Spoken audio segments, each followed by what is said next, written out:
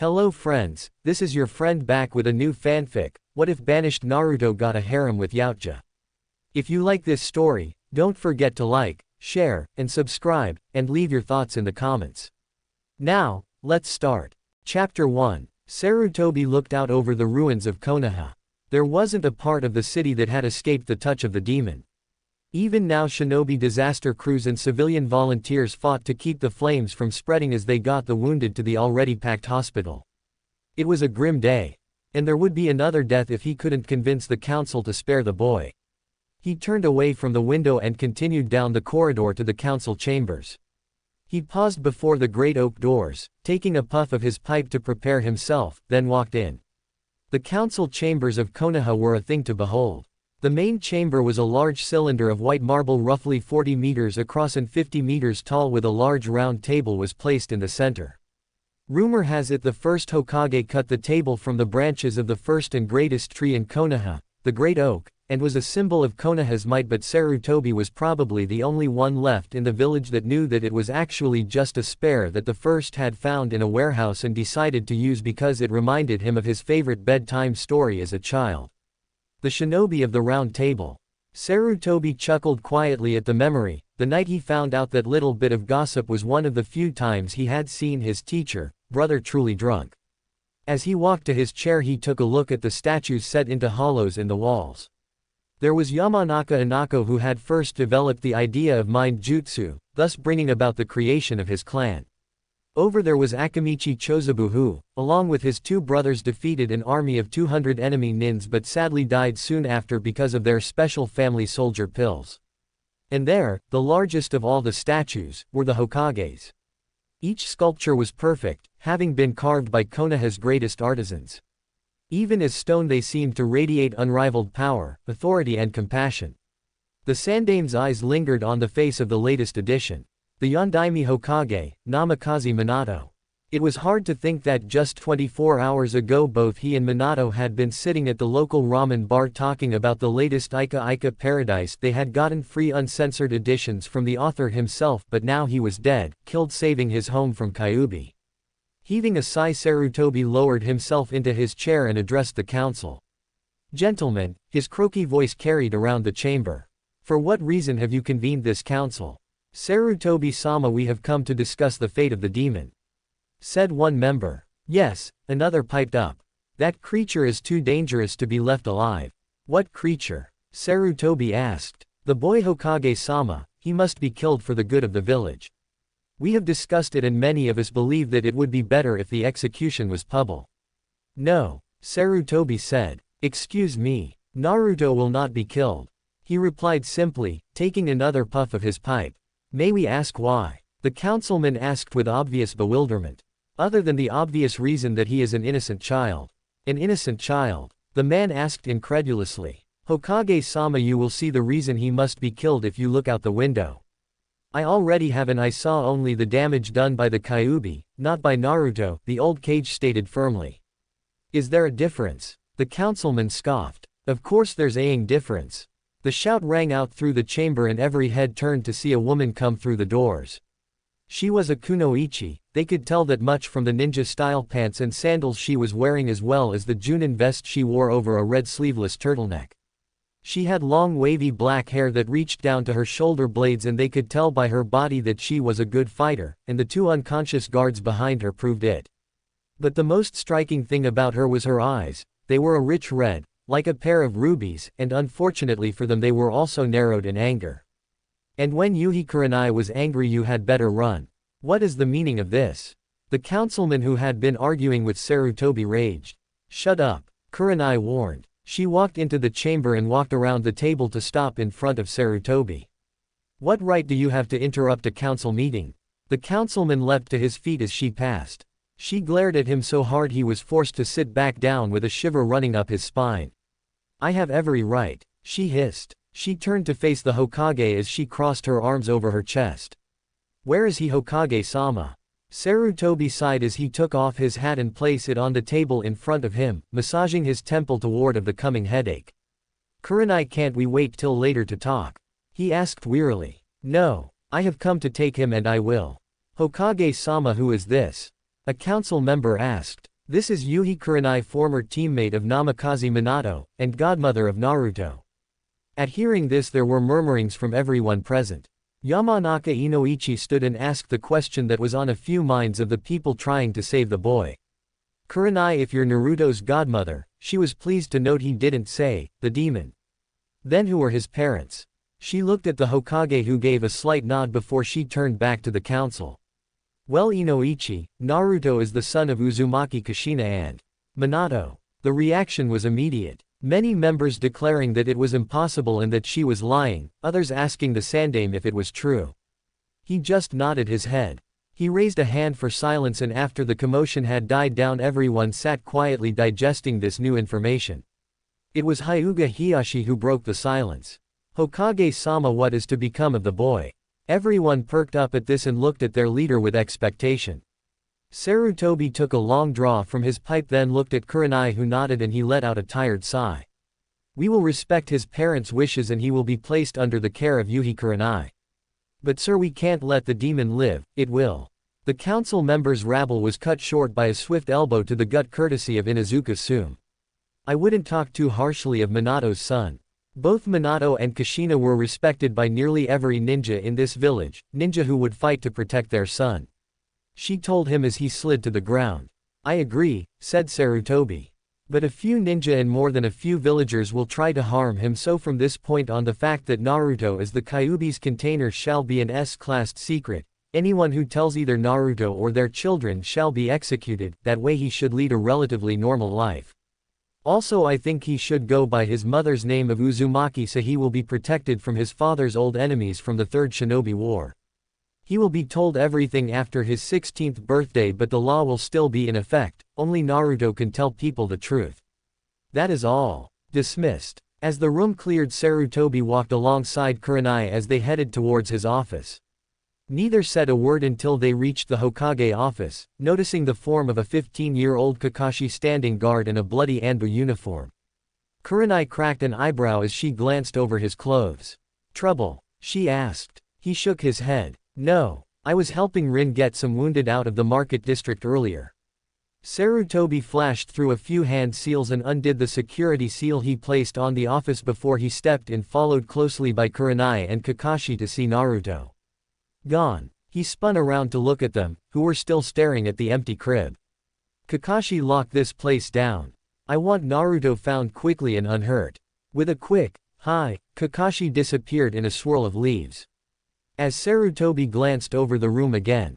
How the hell did they get past the seal? He thought to himself. Kurenai was still staring at the crib, tears quickly filling her eyes and fear pooling in her heart. Naruto, please be alright. 13 years had passed since that day, but sadly there was no sign of Naruto. However, they never gave up, hoping that they would get some scrap of a clue that would let them know where Naruto was or if he was even alive.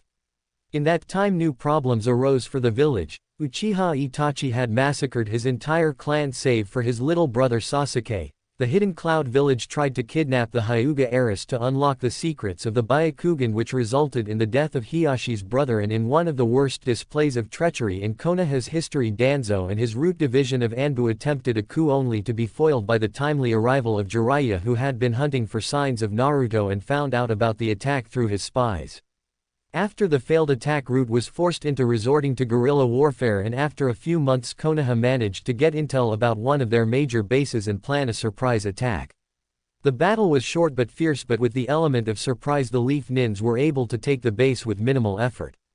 Kurenai picked her way through the ruined corridor, stepping over bodies and discarded weapons as she made her way to Genma's team, who needed help dispelling some high-level genjutsu. The place reminded her of a sewer, with the pipes going along the roof and walls and the constant sounds of dripping that echoed through the tunnels. She stepped over a large rat and quickened her pace. She was thankful that she had chosen to leave her bandage dress at home, instead opting for knee-high kunoichi sandals which had a tight pair of ninja pants tucked into them, which had her kunai pouch and shuriken satchel attached. She also wore her Junin vest over a longer version of her old short-sleeved red shirt, which came out from under the vest to the middle of her thighs with slits down the front, sides and back for increased mobility. To top it off, she had fingerless ninja gloves with metal plates on the back and her forehead protector around her throat. As she walked through the next door she could see the slight fuzziness in the air, an indication of a strong genjutsu and something that only a genjutsu specialist like her would notice after years of practice. She flashed through the hand seals and focused her chakra to dispel it. She had just finished when a voice called out to her. Kurenai. She turned to see Genma, Senbon in mouth as always, standing with his team next to a large metal door. Glad you could make it. So what did you find? She asked as she inspected the door. It was large, about 3 meters wide and 4 tall with a complicated lock. Well, we found this thing covered by a strong genjutsu and surrounded by guards. We cleared them but got trapped in the jutsu and have been waiting for you ever since. The door got hit by an explosion during the fight but it didn't even scratch it. So what are you going to do? Genma grinned as he turned to his squad. Alright boys, show the lady how it's done. The 2 shinobi at each side of the door flashed through a dozen hand seals before slamming their hands onto the wall while shouting, Doden, Tsuchi Shushuku no Jutsu. Suddenly the walls, floor and roof started to crush the door, compressing it to the size of a small boulder before retracting and allowing the ball of now useless metal to fall to the floor. They walked in as the lights started to come on, illuminating a lab of sorts. They immediately tensed as they sensed movement to the right. They quickly, but silently, moved into the room on the right just as the lights were coming on. What they saw made them pull up short. There, sitting in the middle of the room, was a large cage about 2 meters long, wide and tall. But it was what was in the cage that gave them pause. There was a young boy, no older than 13, sitting cross-legged in the middle of the cage apparently oblivious to their presence. He wore black sandals as well as black ninja pants and a tight sleeveless muscle shirt. He also had a strange collar around his neck. It looked like it was made of tough black leather with metal rings at the side. At the top of his right arm he had a tattoo, a red and white fox head surrounded by a cog wheel with the number 13 under it. His blonde head raised up as they came close. What Kurenai saw made her breath catch in her throat. His eyes were of the deepest blue and on each cheek were 3 distinct whisker-like marks. Oh, my God, she thought as she inched closer. It's him, it's really him. When she reached the front of the cage she got on her knees, looked at him through the bars. He gave her the kind of look a young child would give when it sees something for the first time, his head tilted to one side and a look of innocent curiosity on his face. Hello, she whispered, not believing her eyes. Hi, he replied quietly. My name's Kurenai. Can you tell me yours? Mine, he asked, pointing to himself. I'm Fox. Chapter 2. I see. Sarutobi stood at the window of his office, overlooking Konoha. The attack group sent to the root base had just returned a few hours ago and since then all the Junin in charge had been in a debriefing with the Hokage. They talked about the prisoners they captured and any intel gathered, but the biggest topic of conversation was the boy that was found.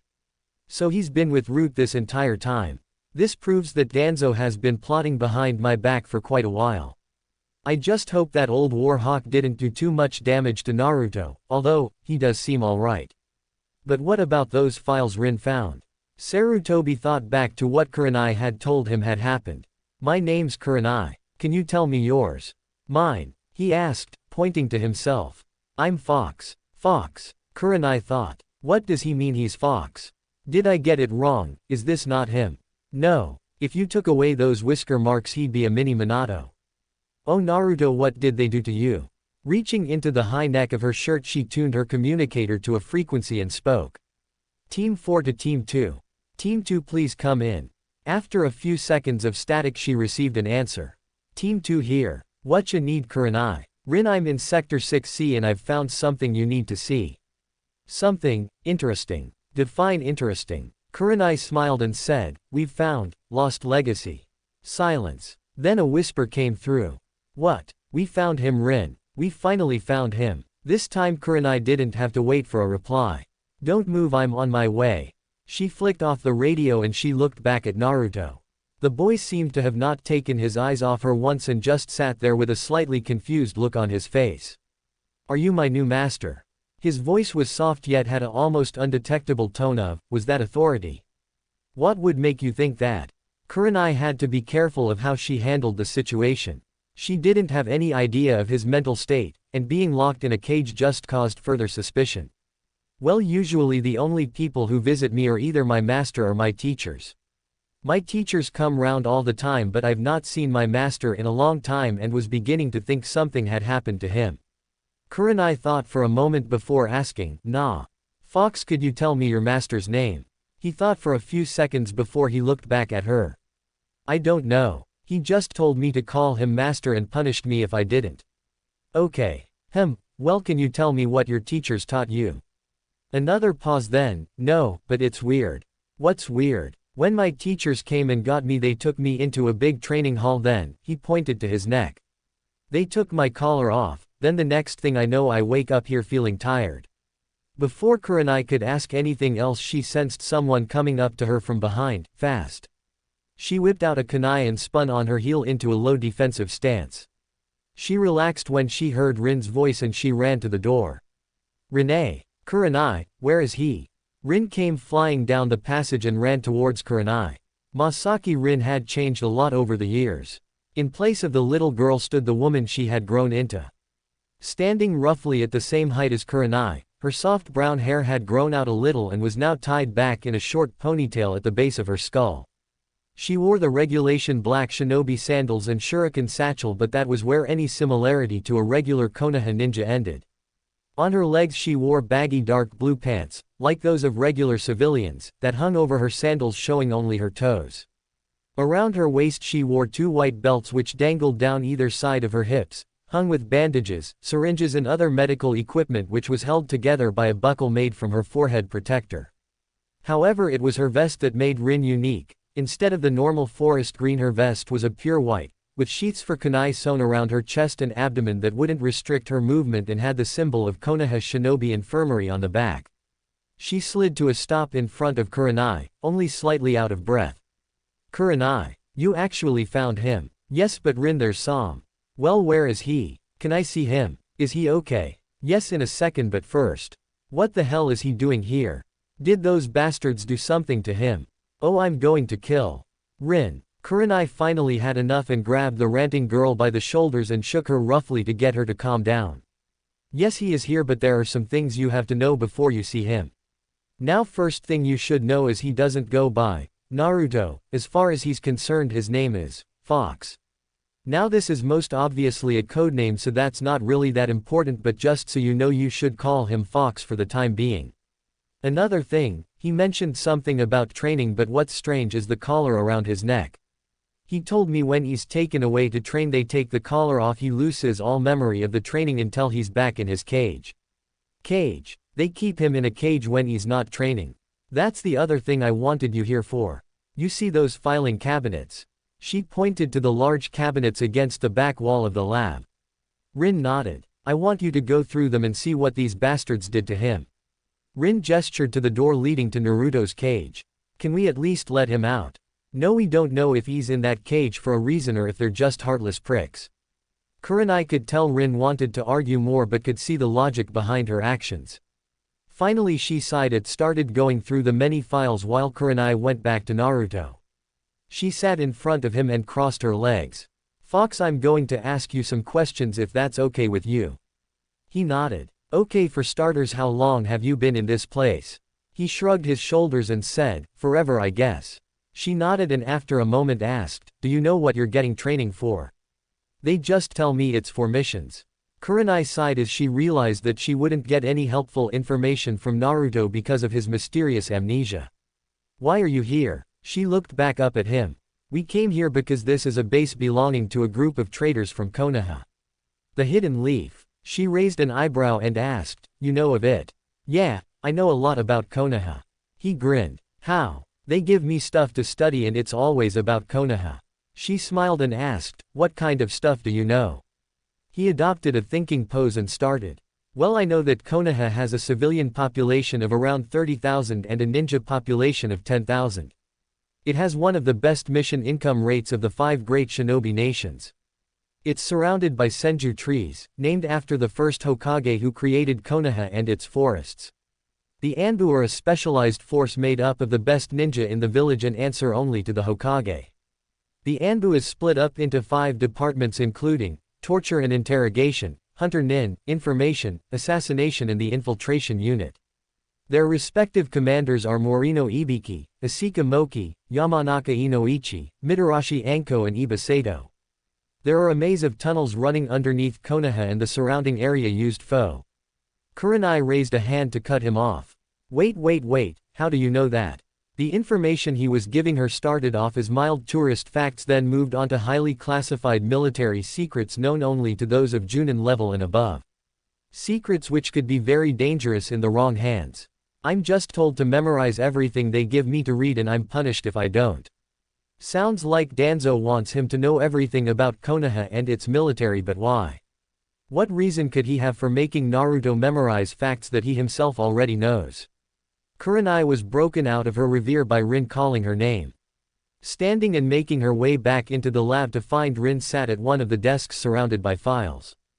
Pulling over a chair of her own, Kurenai plopped down across from her and put her feet upon the table. Found anything? Rin nodded. A lot actually. Well, for starters, he's been here the whole time he's been missing, so all these files should be brought back with us. His medical records show no illnesses or infections of any kind, ever. Must be his tenant taking care of him. Stupid fuzz balls, good for something I guess. In fact, if it wasn't for him, Naruto-kun may not be alive. She finished grimly. Why is that? Because those traitors have decided to turn him into a weapon. He's had numerous improvements added through both surgery and mental conditioning. Kurenai picked up a printout and tried to understand all the graphs and numbers. Like what? Oh man, where do I start? Well, you know that a regular person has 361 chakra points, right? Well, through some warped parody of the standard chakra healing jutsus that seal wounds in the chakra circulatory system, the medics here have actually added more chakra points. Now Naruto-kun has 400 chakra points. This is probably to help him manage his own large chakra capacity and take care of any flux from the Kyuubi's chakra. As well as this, they've altered his brain chemistry in the area of his brain associated with personality. Do what? They deliberately gave him multiple personality disorder. Why would they do that? I don't know, but I do know it has something to do with that collar. Look familiar. She passed Kurenai a pile of close-ups of the collar. She saw what Rin was talking about when she saw a close-up of the inside of the collar. Suppression seals. Bingo. From the look of them, they keep his other personality suppressed while he wears the collar. Kurenai, if we're going to take Naruto-kun home, then we need to talk to this other personality before we let him out into public. It says here he's been using the Kage Bunshin training method since he was first able to channel chakra at age 3 for 12 hours a day, every day. Look at his teachers, Lohiko, Johi, and Ida. Some of the best Root has to offer, and they're all teaching him. By now this side of Naruto-kun is easily Junin level, maybe even Kage level. Then what the hell are we supposed to do? Root trains its members to be totally emotionless and totally loyal. If we can't break that loyalty, then Naruto will be put in a cell for the rest of his life. It was at this point Rin's face broke into a smug grin. Oh, I don't think that'll be a problem. Look at this. She passed Kurenai a letter that had only arrived a few days earlier, if the date was anything to go by. Kurenai read over it before she looked up at Rin, confused. Project Fox to be terminated following charges of severe insubordination and refusal to follow orders. Project Fox considered too dangerous to continue. What the hell? That's what the base commander thought as well, so he sent a letter back to Danzo trying to find out what was going on. Rin started to chuckle. Turns out Danzo tried to get Naruto-kun to assassinate the Sandaime. Kurenai frowned. I don't see that is something to laugh about, Rin. If Naruto is as strong as you say, then Hokage-sama could have been in serious trouble. Still grinning, Rin answered, you aren't listening to me. I said he tried to get Naruto-kun to assassinate the old man. Apparently Naruto-kun refused point blank to follow his orders. She started laughing again. Kurenai blinked. Now she was even more confused. Wait, that doesn't make sense. Root operatives are taught to follow orders to the letter from a young age.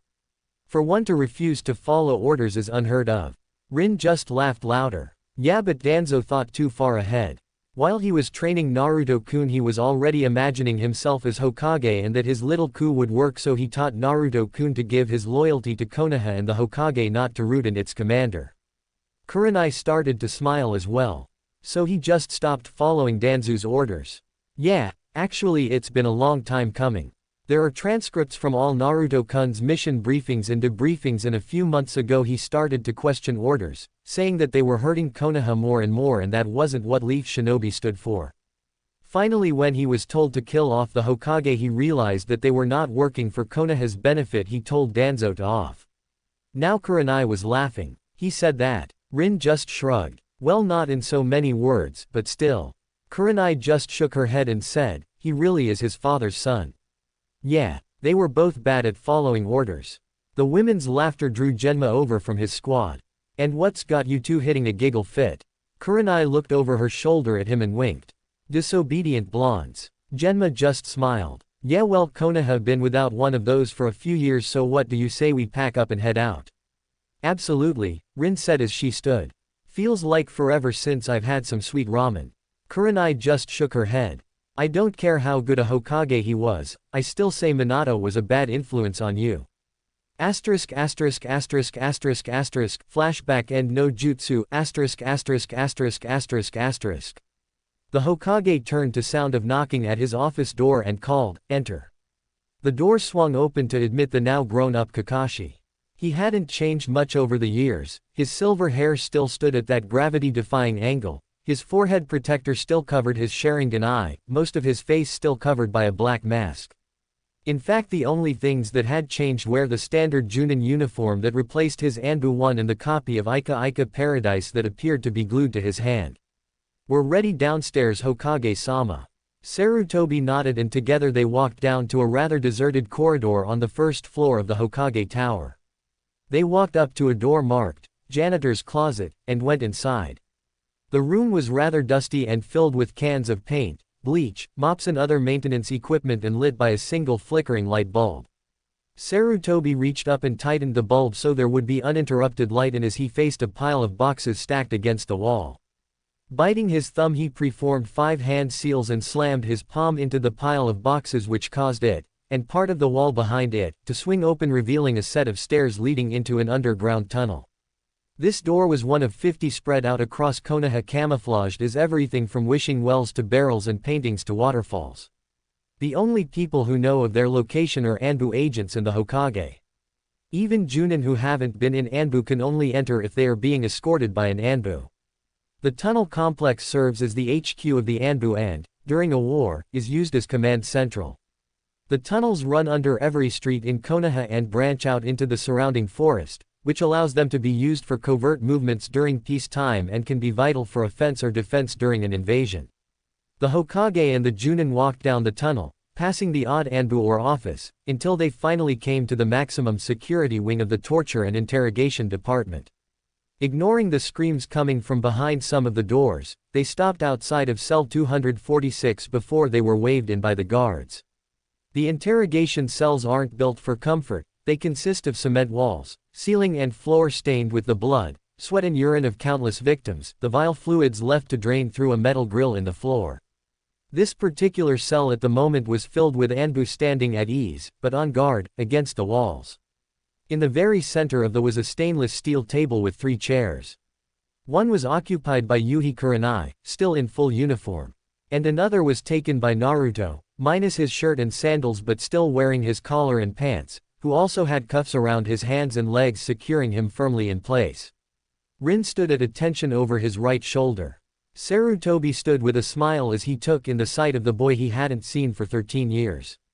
His face was fine and handsome, any traces of baby fat was removed thanks to years of hard training, with his sun-kissed blonde hair falling around his face.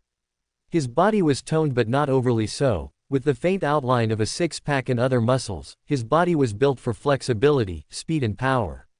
Even though they were invisible right now, the guards found storage seals on the underside of each wrist, empty of course, capable of holding 50 shuriken or 25 kunai each. Just by looking at him, Sarutobi could tell that when he fought, Naruto had a good balance of taijutsu, genjutsu and ninjutsu, not relying on any one of them as most do. The boy wasn't overly tall for his age, but he certainly wasn't short. Dear God, he looked just like his father. Taking the last remaining seat, Sarutobi folded his hands in front of him and started, "Well, Fox. Welcome to Konoha. I assure you these surroundings are just temporary and we'll get you on your way soon. Do you know who I am?" Naruto nodded. Yeah, you're the third Hokage, Sarutobi Hiruzen. That's right, and do you know why you're here? Kurenai-san said you wanted to check out my collar. Yes, but before we do I'd like you to tell me anything you can about your collar. I don't know. I've always had it since I was a kid, I always wear it and whenever it gets taken off I black out, but if I try to take it off it won't budge. Sarutobi nodded then said, you say you don't know your master's name, but can you give us a description? Sure. He was old, he had one arm, bandages over his face and body with two scars on his chin that crossed each other, and he walked with a cane and a limp. That just confirms my suspicion that it was Danzo. I should have known to keep an eye on him when the Kyuubi was sealed into Naruto. Can I ask something? Sarutobi looked back at Naruto. Of course. When we're done here are you gonna send me back? The old Hokage raised an eyebrow. Do you want to go back? Not really, I mean they took care of me and I'm grateful, but... Kurenai leaned forward slightly to look him in the eye. But, my master was kind of mean sometimes. There was this doctor that used to look after me, Dr. Nika I think her name was, and one day my master came to see her. He was mad. He was saying something about a test subject failing. She was crying and asking him to give her another chance. He just said, failure is not an option, and then his two guards killed her. I really liked her too. Well, don't worry, you don't need to go back. Now if there's nothing else we should check that collar of yours, okay? Naruto nodded and bared his throat and allowed Sarutobi to examine the rather simple device. It was built to survive the elements, being made of thick leather, and the band was about an inch wide, with a metal clasp holding it closed with two D-shaped rings on either side of the clasp. The suppression seals would be on the inside of the collar so as not to attract attention. Sarutobi took in every detail before he nodded. Now Fox, we're going to take it off and see what happens, okay? Naruto gulped then nodded once. Sarutobi gestured to Kurenai and she moved forward.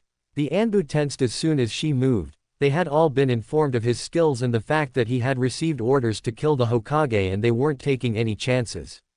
The collar came loose with a sharp click and Naruto's body slumped in his chair, his head down. Like a puppet with its strings cut. For a moment the only sound in the cell was Naruto's steady breathing before Kurenai broke the silence. Fox. Naruto's head snapped up and Kurenai gasped. His eyes were empty. No anger, no fear, nothing. It was as if they were dead, all trace of emotion was gone, replaced by cold, unforgiving pits. It was as if someone else was wearing his form. And that someone would kill without mercy or regret. Are you okay, Fox? I'm fine, Kurenai-san. His voice was a cold monotone. Sarutobi cleared his throat. Fox, I was wondering if you could answer some questions. Naruto sat up straight and nodded. Well, first I would like to know what you did while you were a member of Root. I was the top agent and bodyguard for the Root Commander Danzo. What duties did you have while you served Danzo? I performed important missions for Commander Danzo that his other agents lacked the skills and/or experience for. Could you elaborate? Of course. All the missions I took part in were S-ranked or above. They included assassination, infiltration, espionage, item retrieval, securing hostages, demolition, delivering high-class orders and leading special investigations as well as protecting Commander Danzo. Sarutobi sat quietly taking all this in. Finally he asked, could you give me a rundown of your skills? Naruto thought about this for a moment before he answered. I received top marks for my taijutsu, genjutsu and ninjutsu. I'm proficient in using swords, shuriken, kunai, hanbo, bow staffs, kamas, scythes, fuma shuriken and senbon. I'm slightly above average in fuinjutsu, but there was no seal master en route to study under so I could be better. I am a very capable tracker and my skills in setting traps are passable. My chakra control is high Junin level. Also I have a wide knowledge of poison and antidotes. I am also able to pick low to high grade locks. Is that all? Kakashi asked sarcastically. Naruto's eyes flicked to him before he added, I'm good at gambling. A few sweat dropped at that and Sarutobi cleared his throat.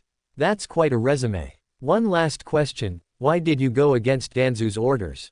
Quite a few perked up at this. Many had their own theories as to why, and indeed how, the boy had turned against the fanatic devotion Danzo had instilled in all his Root soldiers, but everyone wanted to hear the truth for themselves.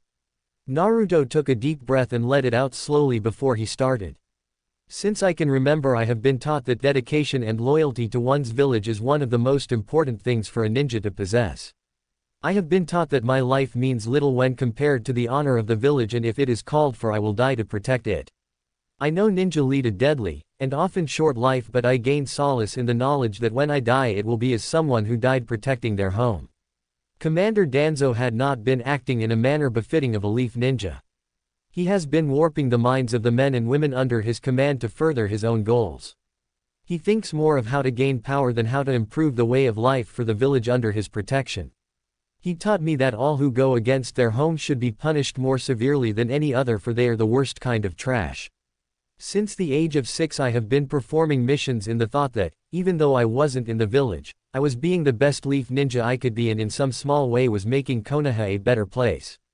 However, I was surprised when several months ago I was told to obtain a scroll from inside the village and return it to the base without anyone seeing me. I was confused and asked him why he couldn't just obtain it himself, as it would be a simple matter for someone of his reputation and position. He said that he needed it for his plans for the village, and it would not be good if certain people know he had taken the scroll. When I asked what he meant, he simply said, "Sometimes the tree must be cut down so that new life could spring forth from the foundation," and set me on my way. I didn't think on it for too long and returned to my normal routine. A few weeks later he called me to his chamber again and told me I had a mission. I was to accompany a squad and intercept a leaf squad transporting a prisoner to Konoha. Danzo said that he was a traitor and that he was to stand trial, but there was fear that he would get off free of charge and would be free to cause Konoha more harm, so he was to be intercepted and killed. Again I was curious but said nothing. We caught up with the squad a few says later. As per our orders, we disguised ourselves as missing nin from Kusa and attacked. We captured the prisoner and began to make our escape when one of the leaf nin blocked the way. I thought we would simply knock him out, but the next thing I knew, one of the root members launched a particularly lethal Raiden jutsu, wounding the leaf nin severely. We killed the prisoner in a clearing and burned the body. He stopped for a moment before continuing. Over the next few months Danzo ordered more and more missions against Konoha, always claiming to be working for Konoha's benefit, and the whole time I was getting more uncomfortable with the idea of attacking fellow leaf nin. His face darkened and a few of the Anbu felt chills run down their spines. 1 month ago Danzo sent for me again. He had a special mission of the utmost importance for me. When I entered his personal chambers, he was sitting behind his desk. He told me that I was going on a mission that would change the very future of Konoha. I asked what it was and he looked me in the eye and said, "You will go to Konohagakure and you will assassinate the Sandaime Hokage." I was shocked. Assassinate the Hokage? He must have been joking. He told me that it was time I served my purpose and led Konoha into a new age where all the elemental nations were under the rule of the leaf. I couldn't believe what I was hearing and I demanded to know what was going on. He told me all of it. The failed coup, Root being forced out, and the ongoing skirmishes with the village. It was then that I realized that I had become what I always promised myself I would never become. The worst kind of trash, a traitor. I was betrayed and I saw only one way to correct that mistake. I drew my sword and charged. I was determined to make that traitor pay for what he done, for what I'd done. I was about to sever his head when I was attacked by other Root members. I tried to fight but was overpowered. Danzo just looked at me and said that I was a traitor to the leaf, put my collar back on, and I was taken away to my cell where I would have been killed and my body studied. I would have died if that leaf attack force had not found the base. So the only thing left for me is either to die here as a traitor or fight Root until my dying breath. One last chance to fix my mistakes and atone for my sins is all I ask. Can you give me the chance, Hokage-sama? He bowed low to Sarutobi. The room was quiet as he finished. Some couldn't believe the story they had just been told, others angry that Danzo had turned on them and had used what was without a doubt one of the most loyal ninja the leaf had produced in the last decade.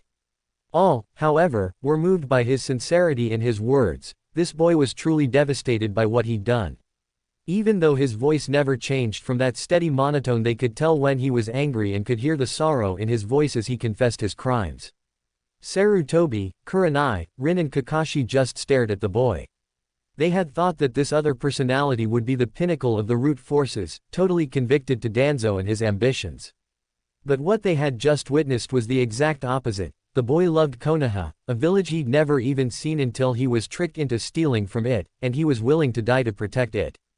Kurenai had tears in her eyes. The look he'd had in his eyes was the same look she'd seen in the eyes of her former teammate.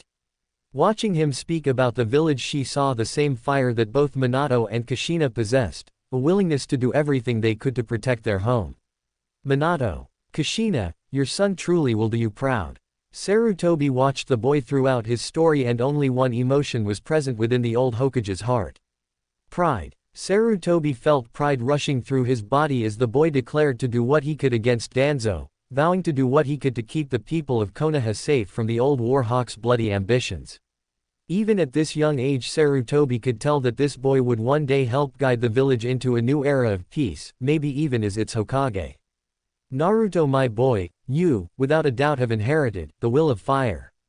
Fox. Naruto lifted his head to look the Sandaime in the eye. You have shown commendable loyalty to both me and to your village. I do not believe that you attacked fellow Leaf Ninja for any malicious purpose or for your own gain, and I believe that if you could, you would have stopped Danzo before he could do any harm to our home. I believe that with your help we can stop these traitors and bring peace to our land. So if you are willing, I will absolve you of all crimes and enlist you as a Konoha shinobi to help protect this village for the rest of your life. Do you accept? The only hint of any reaction to his words was another low bow to the Hokage, Fox's face keeping its passive stare.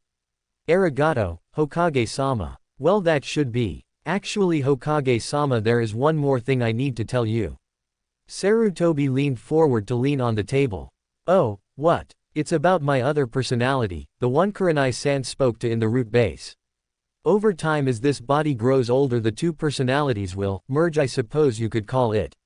We will cease to be two separate personalities and become one. We will each gain the other's memories and skills, but we will become a new person. I would also prefer if my other half was trained as a ninja. Sarutobi's eyebrows shot up. He's not trained. Naruto shook his head. No. Danzo thought that if I rebelled and he could get the collar back on, I would be helpless. He was right. He muttered the last part in mild disgust. Sarutobi nodded. Okay. But one of you will have to be the dominant personality. People are bound to get suspicious if your personality keep changing. The other personality shall be the dominant one. He should fit in more with children my age. If there's trouble that my other self can't handle with his training, take the collar off. Also, we should have different names as to avoid confusion. I'll still be known as Fox, but what will the other personality be known as? How about Naruto? All eyes turned to Rin as she spoke. She blushed slightly at all the attention but said, we could call him Naruto. Sarutobi, Kurenai and Kakashi all smiled at this. It was a way to protect the boy and return that little piece of their lives that went missing all those years ago. Yes, that's a good name. We'll call him Naruto. The newly renamed Fox nodded after a moment of thought. Yes, that should work. Sarutobi nodded at Rin, who moved forward and pulled out the keys to the shackles around the boy's wrists and ankles. As they fell away, Fox stood up slowly, stretching, not wanting to startle his new allies with any sudden movement. As the Anbu filed out of the cell, Fox reached forward and picked up his collar. He looked at it for a few seconds. Maybe now I can put things right. He said it more to himself than the others. He put the collar around his neck, but before he clicked it together, he looked at Sarutobi and spoke. Don't tell Naruto about me yet, he'll know soon enough. With that, he clicked the collar closed and his world went black. Chapter 3. Naruto woke with a groan as he felt something burning his eyes. When he opened them, he saw something he had never in all his life seen. He saw the sky. He'd seen pictures and read descriptions of it in books, but he had never seen the real thing. As he looked around, he saw that he was in someone's bedroom. It was rather plain with cream wallpaper and dark wooden borders. The carpet was a warm red and the pine wardrobe was against the wall across from a desk and chair, with the bed against the back wall facing what he recognized as the Hokage monument. After a moment of wondering why he was in Konoha, it all came back to him.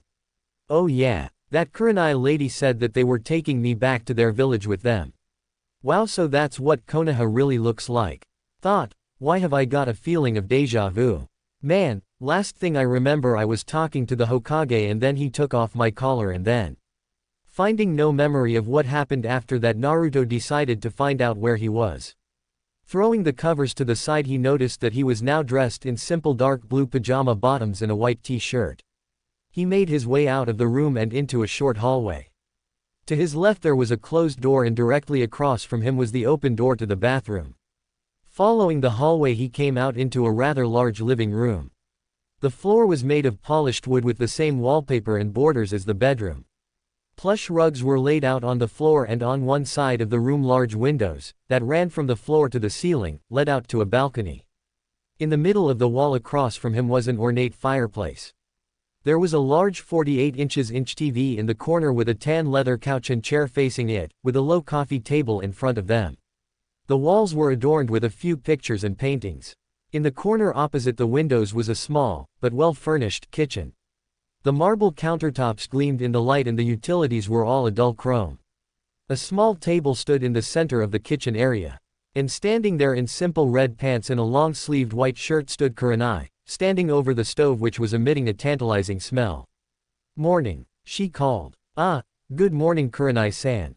I hope you don't mind bacon and eggs for breakfast," she asked him, tilting the pan to show him the bacon, sizzling away. "I've never actually tried it. All they let me eat at the base was rations and nutrient supplements." He hadn't moved from the hallway. "Well," she said as she put the food onto plates. "I'm sure you'll like it, regardless." "Kurenai-san." "Yes. What am I doing here?" She stared at him a moment, confused, before it dawned on her. He had no recollection of the conversation they had with Fox. "You said you didn't want to go back to your master, right?" "Right. Well, Sarutobi-sama and I had a discussion and we agreed to let you live here and train you as a ninja." Naruto's eyes widened. He was going to be a ninja. He'd always read about them and thought they were cool and now he was going to be one. "Really? That's awesome. But where am I going to stay?" She edged an eyebrow. "I just said you'll stay here." His looked at her, shocked. "Kurenai-san, I can't just." She cut him off. "Yes you can. I was the one that suggested it. You'll live here, I will be recognized as your legal guardian and I, along with a few other Junin, will train you to be a ninja." He shut his mouth. He found it odd that she would let a perfect stranger move in with her but felt touched that she would place such faith in him and he vowed not to let her down. "We good now. Hi Kurenai-san. And drop the san, we're roommates now, no need to be so formal. That reminds me, to keep you hidden from your old master we decided to change your name. From now on you'll be known as Uzumaki Naruto." She watched him to measure his reaction. He thought on it for a while. "Naruto. Naruto. Naruto, sounds cool." He grinned as he nodded. "I like it." She smiled. "Good, now get over here and eat your breakfast before it gets cold." He walked over and sat at the table with her. Skewering a piece of bacon he sniffed it and finding the smell to be rather tempting he took a bite. Oh, my God. He'd never tasted anything like this before, the flavors causing his mouth to drool and the taste of the juices. The food at the base was shown up in every way, shape and form by this and he promised himself he would never go back to eating rations. "This is the best thing I've ever tasted," he exclaimed, as he dove back in for more. Kurenai smiled a small, sad smile. God, just how much has he been denied in his life? To get a reaction like that from some simple bacon. Not anymore. "I'm going to show you all the things in life you've been missing out on." The rest of the meal was finished in a comfortable silence before Kurenai told him to get ready. When he asked what for, she told him they were going to get his new things and training equipment. Naruto emerged from his room clad in black sandals and loose black pants, held up by a black belt with a silver buckle in the shape of the leaf symbol. He also had a white shirt with a large red spiral on the back and a slightly smaller one on the front. After Kurenai changed into a rather strange dress made up of strips of silk with a thorn pattern on them and a red sleeve on her right arm, she and Naruto left the apartment. The day was bright, hardly a cloud in the sky, a cool breeze blew by them as they made their way to the market district. Konohagakure was, as the name suggested, the village hidden in the leaves. The trees grew everywhere. Beside the buildings, on top of the buildings, sometimes they were part of the buildings. The streets were wide and, to an outsider, could be confusing. It was all part of the design, a simple but effective way to confuse enemy troops in the event of an invasion. To the east stood the Hokage Monument. A great cliff overlooking Konoha was one of the major, if not the major, landmarks in the Land of Fire. Carved into the solid rock were the faces of all the Hokage. At the base of the monument was the Hokage's office. The village had a bustling shopping scene and nearly a third of the village was taken up by stores and nightclubs, the rest taken up by the clan compounds, residential areas, offices, training areas, the Konoha arena and parks. Naruto and Kurenai walked down the high street, passing stores that sold products for the villagers as well as the ninja. They came to a stop in front of one of the more famous ninja clothing stores and went in. Naruto, having no knowledge of fashion, just let Kurenai pick out whatever she wanted and went with it. In the end they left with 5 pairs of shirts with the same design as the one he was wearing but in different colors, a few long-sleeved fishnet shirts, a replacement pair of black sandals and a few more pairs of pants. When Naruto asked who was paying for the clothes, Kurenai told him the Hokage was covering the cost. Next they moved on to get furnishings for his new room. They didn't need much, so they just picked out some new sheets with a detailed leaf pattern covering it and matching pillowcases, some all-purpose hooks to hang his equipment on, a bookshelf, some red drapes that matched his carpet and even a few posters of famous past leaf ninja. After getting some books that he would study, they stopped at the destination Naruto was most looking forward to. The weapons store. The armory was Konoha's premier weapons store. Run by famed weapon user Rahoru Bunji, the armory was the weapon store of choice for many of Konoha's ninja. Ninja clans from all over the land of fire would order from his store, and rumor has it that the Fire Lord had his bodyguards' armor and weapons commissioned from Bunji. It was quite large, more like a small warehouse than a store. Every wall was taken up by chrome shelves with racks upon racks of weapons, lit from above by bright lights. The floor was split up into 5 long aisles with the counter taking up the entire back wall. Needless to say, the owner was rather wealthy. Kurenai and Naruto walked up to the counter and rang the bell. After a moment an employee came out from the back. She was dressed in a uniform of a blue shirt and pants with white sneakers. She had medium-length purple hair and a nose piercing. "Hi, can I help you?" "Yes," Kurenai spoke. "We need a few starter pieces for training. We need 20 shuriken, 20 kunai, some weights and maybe a weapon." "Okay." The clerk led them around the aisles showing them the different styles of kunai and shuriken. In the end Naruto settled for normal black kunai but chose some wicked-looking 5-point shuriken. After taking Naruto's measurements, the clerk left to get his weights while they looked at weapons. What a bother. Nearly every weapon was passed up. Some Naruto just couldn't picture himself using, some he couldn't use because he didn't have the right body or height. Strangely though, some gave him a "been there, done that" feeling, as if he'd used them before and that it wouldn't be fun to learn to use them. These included swords, bow staffs and senbon among others, so he passed them up. Even after the clerk came back he still hadn't decided. He was about to give up and was just turning around to tell Kurenai that he couldn't decide on one when he saw them. 2 non-reflective black trench knives. They were full tang, with the part of the blade over the knuckles being more serrated than the rest of the smooth blade, all of which gave of a silver glow which contrasted sharply with the dull black. Practically drooling, Naruto made his way over and picked them up, somehow managing to get out, "I picked these." Over his shoulder Kurenai grinned. She knew just who could help train him to use those knives. After paying for their purchases, they left to get something to eat. There have been many famous ninja teams throughout Konoha's history. Some like the Sannin and Team Yuzuki were world known, while others like the 4th Hokage's team and Anbu 13 were feared in select countries like Iwa and Kusa. They all had one thing in common though, and that was excellent teamwork. However, few have ever reached the level of unity that the famed Inoshika-cho trio have. They weren't a team, they were a family. Every Sunday the old team and their families met up and had lunch. Today they decided to meet up at the Akamichi family restaurant. And then the guy turns to me, pants torn to hell, and says, "I think she wants a refund." The restaurant was filled with the sound of laughter as Yamanaka Inoichi finished telling of his latest mission to the land of tea. The Yamanaka head was seated at the table between his wife Yasu and his daughter Ino. Yamanaka Ino, you could say, was a typical teenage girl. She would fuss over cloths, her figure, her lazy friends Shikamaru and Choji, makeup, school and a number of other things that would earn Inoichi a free drink at the bar. But for the last few years there has been one topic that has persisted: Uchiha Sasuke. Yes, Ino had a lot to say about the Uchiha heir, such as how he was so cool, how handsome he was, how she would not lose him to her rival Sakura.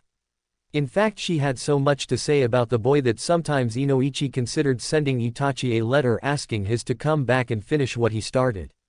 Anyway, back to the meal. So you kids ready for your final term at the academy? Shikaku asked as he lazily ate his steak. Yeah, as long as it isn't too troublesome.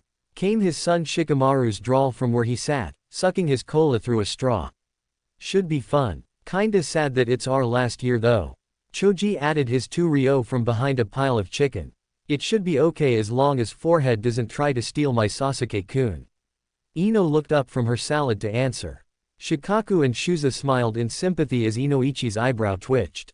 Well, you better get into your work or you'll fail the exam. The Akamichi matriarch, Ona, warned. The exam is a sham. How are book smarts supposed to help in a fight? You never know. A little knowledge could be a big help.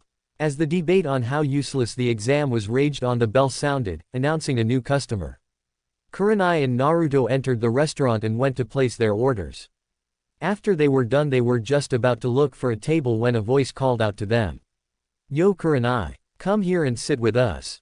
Inoichi called. He'd seen her come in and decided that he'd invite her over. He'd heard that she was back and that she'd found something interesting on her last mission. He wasn't being nosy, she was a friend too, but he couldn't help but wonder. Yamanakas were natural information gatherers and it was in their blood to try know everything. He had no idea who the kid was, but he looked familiar. Ino followed her father's gaze and saw who he was talking to. Kurenai was a family friend. Both she and Ino's mother had a passion for gardening, and had even been over for dinner a few times. She also knew that she was on the fourth's team when he was a genin, and Ino wanted to be a strong kunoichi like her one day. She then noticed the boy behind her and her eyes widened. She'd never seen him around the village before. He was tall with sun-kissed hair and sparkling blue eyes. His arms were well-toned and when he moved you could catch a hint of muscle under his shirt. His face was mature and sculpted and he had 3 cute whisker marks on each cheek which gave him an exotic look. Ino had to fight to keep her blush down. Hey guys, Kurenai said as she sat down. After a moment of nervous hesitation, Naruto sat next to her. How's it going? It's going. Heard you hit that root base at the border. How'd it go? You're the head of the information division, shouldn't you know how it went? Nah, just got back from AB rank in the land of tea late last night. Haven't had a chance to go to the office. Well, she said as she took a sip of sake. We found something interesting. After a moment of silence, Inoichi prodded. Well, what? What did you find? When? Kurenai laughed at her friend's pout. Messing with Inoichi was one of her favorite pastimes. You'll find out soon enough, was all she would say. Inoichi huffed and crossed his arms. He hated it when she got all secretive like that. Out of the corner of his eye he glanced at the boy sitting beside her. He looked damn familiar, but he couldn't place him. Deciding to go out on a limb, he just came out and asked. So kid, what's your name? Never seen you around here before and I know just about everybody. He started drinking his sake while he waited for an answer. Everybody else at the table perked up at this as they too wondered who the boy was. Glancing at Kurenai and getting her nod of approval, Naruto answered. I'm Uzumaki Naruto. Kurenai wished she had a camera to capture the scene. Inoichi spat his mouthful of sake over Shikamaru. A piece of sushi shot out from between Shikaku's chopsticks, hitting Ino on the forehead and sticking to it, and Shuza started choking on his chicken and pounded on his chest to try and get it down. The wives and children all looked at them with confusion while Kurenai had to bite the inside of her mouth to keep from laughing. The Junin looked at Naruto, then each other, then at Naruto again before finally bombarding Kurenai with questions. What happened? Where was he? How'd you find him? Guys, I can't say anything, you just have to ask the Hokage. Kurenai calmed them with a wave of her hand. Slumping in their chairs slightly. Any further questions were silenced as more food, along with that of Kurenai and Naruto, arrived. They began to eat in peace before Ino began her traditional, interrogate the hot new guy, routine. So Naruto, I've never seen you around Konoha before, where are you from? Luckily for Naruto, he and Kurenai spent the morning coming up with what would soon be a good background story while they were shopping, and they planned to perfect it over the next few days. He felt that they could get by with what they came up with so far, so he went with it. I've been living with a family friend for most of my life. I'm back to train to be a ninja. Ino ed her head to one side, confused. But the academy beginner's age is 9 and you look like you're as old as me, so how can you join the academy? It was Kurenai who answered this time. He's not going to the academy, Ino. I'm going to be training him until the exam, then he's going to take it with you three. Ino was shocked. But that's 6 months away. How can he learn 4 years of academy stuff that quickly? Naruto scratched the back of his head and grinned a foxy grin. I'm a quick learner. Seeing that grin, Ino had to fight down yet another blush. She shook her head and looked at him, wondering how smart he must be if he could learn in 6 months what had taken them 4 years. She wasn't the only one. Everyone else at the table was surprised that someone claimed they could get through the academy after just 6 months. After that, dinner progressed rather normally, with Naruto being introduced to the 3 clans, listening to the stories of past missions and the children's life at the academy. He took note of their appearance. Shikamaru wore a gray vest over a mesh shirt, Choji had a white scarf and green coat with the kanji for "eat" on his shirt, and Ino wore a 2-piece purple dress over some bandages. He found it rather weird, with no prior experience with children his own age, or just other people for that matter. He had no idea what to say, so he did the only thing he could do, sit quietly and try to fit in. This didn't go unnoticed by Kurenai. She knew it was going to be hard for him to relate to others, especially kids his own age. That was another thing Danzo had taken from him. She wanted to help him get to know his peers, but it would be difficult considering his special case. She sighed. There was so much he'd missed out on in life, things he should know, things he needed in order to have a relatively normal life, and one of those things was human contact. She had a few ideas on how to fix this, but she'd look into them later. First she needed to train him. After the meal was done, everyone split up, heading for their respective homes. The sun was low now, casting an orange hue over the village, and as they walked down the street leading to their apartment, Naruto yawned as he reflected on the past day. He couldn't remember ever laughing that much or having that much delicious food. Without a doubt it was the best day of his life, and he was a little sad that it was over. Kurenai. I just wanted to say thanks. Today's been great. I can't remember the last time I had so much fun. Hey, I don't think I've ever had this much fun, so, thanks. He scratched the back of his head. Kurenai smiled and ruffled his hair. No problem. This is what your life is going to be like from now on, Naruto. Enjoy it. Naruto smiled back, and together they continued on home. They had training to prepare for. If Kurenai ever had any doubts that Naruto wouldn't be ready for the Genin exam before then, they were dispelled now. To say he had talent would be an understatement. He took to it like a fish to water. His chakra control was perfect, as it should be with all those extra chakra points, so exercises like tree walking and water walking he could do without apparent thought. He did have a little trouble at first since this personality had never used chakra before, but Fox's extensive training made up for it. So with chakra control taken care of and with Naruto in charge of his own studying, not that Kurenai thought he needed it, he seemed to know it all already anyway, and him already being in peak physical condition, the only things they needed to work on was his jutsu arsenal, kenjutsu, taijutsu and stealth. Not that hard at all. She had managed to round up some Junin who were willing to help train him. Kakashi offered to teach him a jutsu or two that Naruto wouldn't get from his books. Asuma agreed to help him with his trench knives after ranting for a while because someone finally realized how cool they were. Rin wanted to teach him a few medical jutsu. She would train him in genjutsu. She had somehow convinced Anko to help with stealth, and Maida Guy agreed to help fan Naruto's flames of youth into an inferno, meaning he'd help too. All in all, it was going well. Right now they were going to meet Guy and his team at their training ground. Kurenai had done this for every teacher Naruto had. She would come along on the first day of training, introduce him to his teacher, see how they got on, and then she left. She began easy, since he'd already met her. Naruto began his training with Rin first. Then a few days later they moved on to Asuma, then Kakashi a few days after that. It was 2 weeks before she introduced him to Anko. That introduction consisted of Anko chasing Naruto around the training field with kunai and snakes to test him. Naruto jumped at every loud noise for the rest of the week, fearing that Anko wanted to play again. So, after gradually introducing Naruto to his teachers, each more eccentric than the last, they came to the king of all oddballs, the spandex-clad taijutsu specialist of Konoha, Maida Guy. Reaching training area 4, they leapt over the fence and walked through the trees. For a few minutes they came to a wide open clearing with 3 training posts, each being 3 meters thick, a few targets attached to the trees and small bench in front of a lake, most likely used for meditation. The clearing was empty, so they decided to wait by the posts, with Kurenai leaning against one and Naruto sitting on top of another. After 10 minutes of waiting, Naruto got bored and decided to try and balance one-handed on top of the post. Kurenai watched him out of the corner of her eye and smiled. After another few minutes they saw what appeared to be a dust storm approaching, followed by a slightly smaller dust storm. The first cloud reached them and sent Kurenai and Naruto, still balancing, into a coughing fit.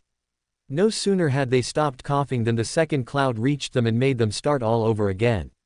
When the dust cleared, Naruto nearly fell off the post. There, standing in plain sight without a hint of shame or embarrassment, were 2 of the weirdest ninja to ever grace the earth.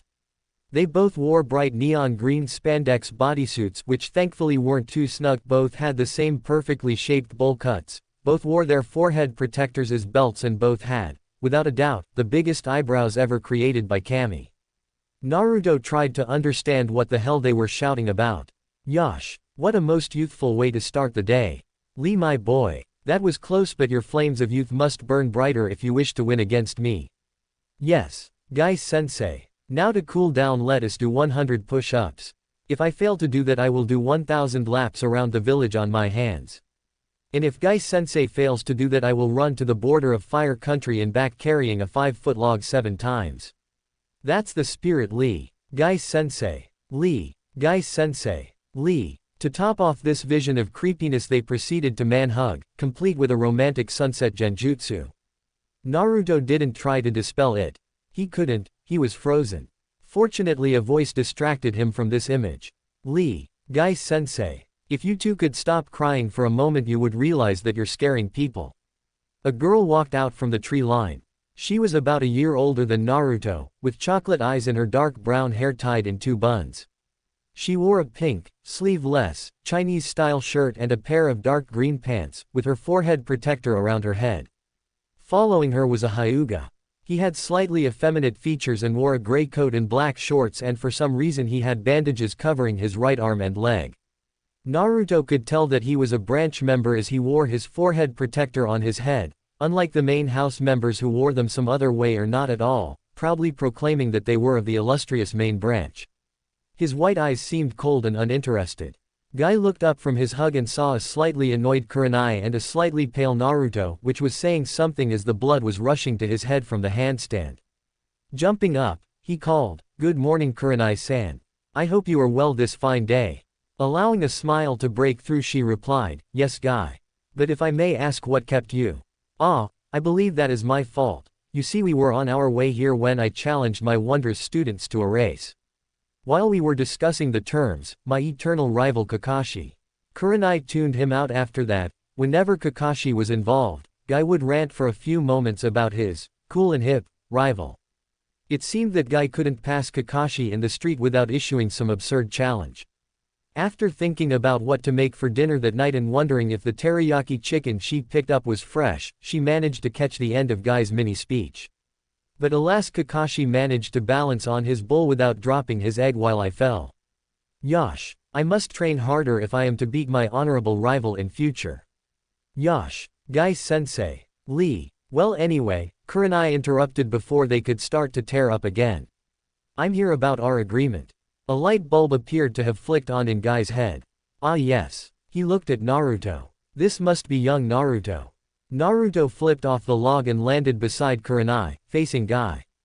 Hi. He bowed slightly. Nice to meet you. Guy waved his hand. No need to be so formal. After all, we'll be teacher and pupil for the next few months. This caught his student's attention. Guy-sensei. He turned to the bun-haired girl. Yes, Tenten. What do you mean he'll be your pupil? I thought Junin instructors could only have 3 genin. That's true, but there is no rule that says a Junin can't help train someone for their genin exam. She looked at Naruto, surprised. You're still in the academy.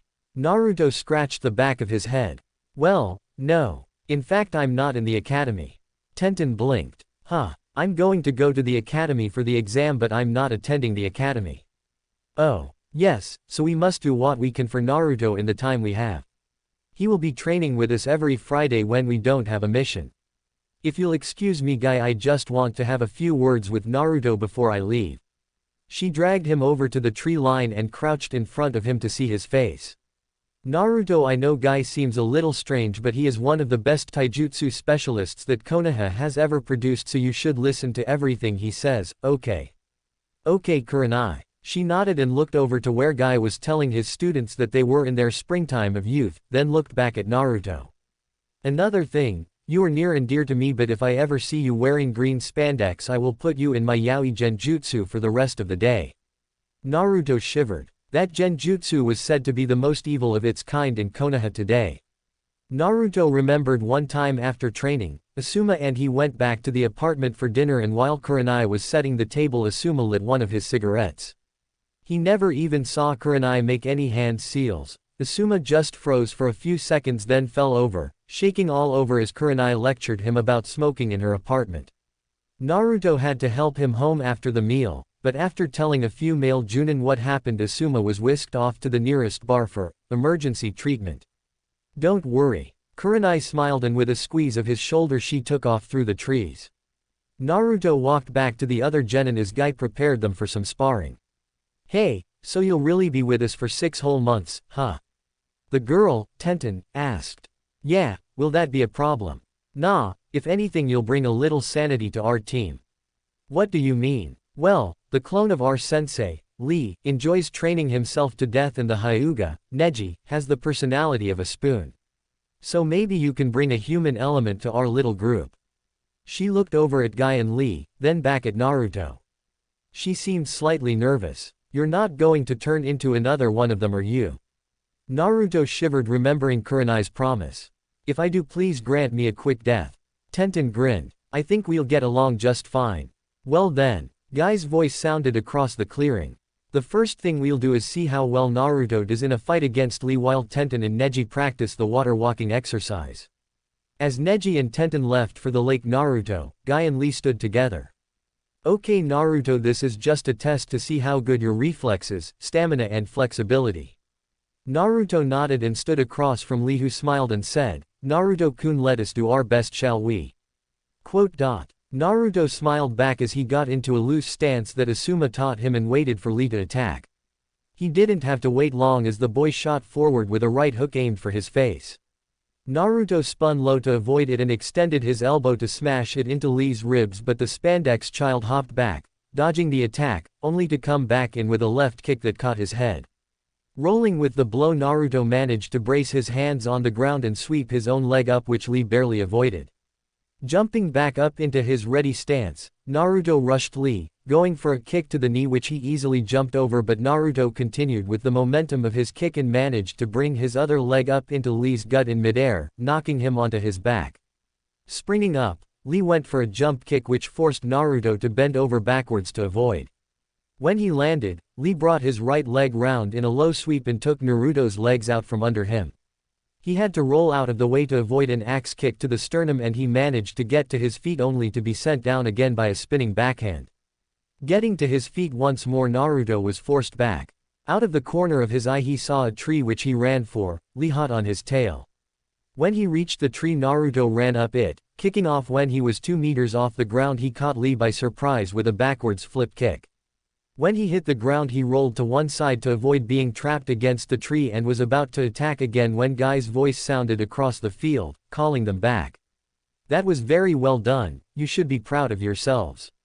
Lee's still good, but you forgot to jump back when he tried to kick your knee, so he couldn't follow through like he did. Hi, Guy-sensei. Lee cried as he wrote notes in a little notebook. Naruto, that was very good. I didn't think you would hit Lee once, never mind twice. Your flames of youth are an inspiration to us all. Ah, thanks. Now I have noticed that you have good reflexes as to avoid Lee's attacks and counter them. You don't seem to even be out of breath, so that shows you have high stamina. Also, in the fight you seem to prefer using your elbows and legs rather than your fists. You are thin but powerfully built and flexible, and your arms and legs provide you with some decent reach.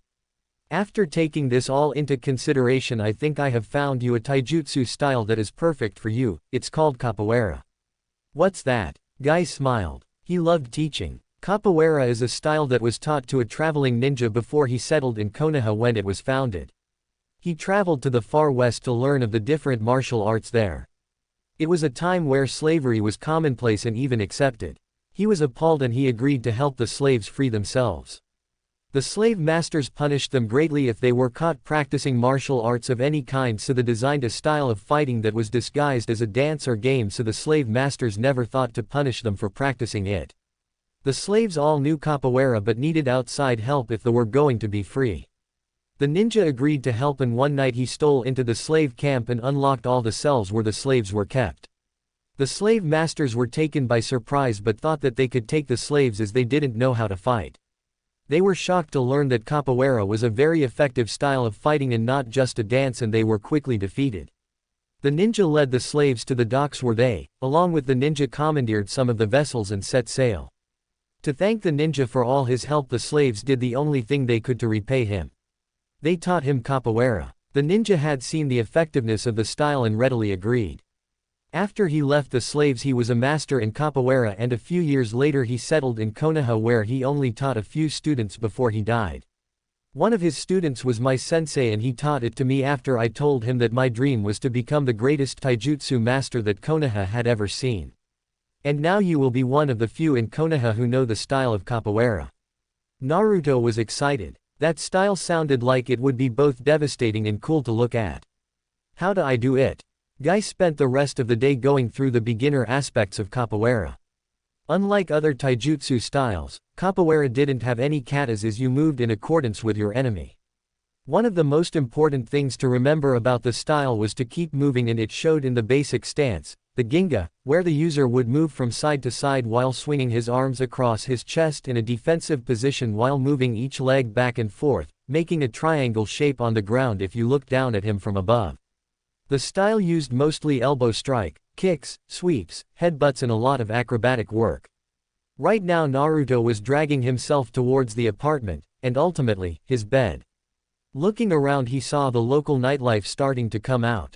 Looking at the couples and the groups of friends, he began to think about what his life would have been like here instead of at the base. He'd probably have friends, and go to the academy like regular kids. Have a family. That was one thing that he'd thought about through the years. He knew he couldn't just appear from nowhere, so he had to have had parents at some point, but whenever he asked, the people at the base just said that he didn't have any. He couldn't do any research in any birth registries, and he was never allowed out of his cage unless it was for training. That was another thing that he found strange. Now that he had Kurenai and the rest of the Junin teaching him, he knew what training was, and he never blacked out but was often knocked out. He never really thought about his collar before, but now he had to wonder. Why did he have it? What was it for? What happened when he took it off? He shook his head to clear it of those thoughts.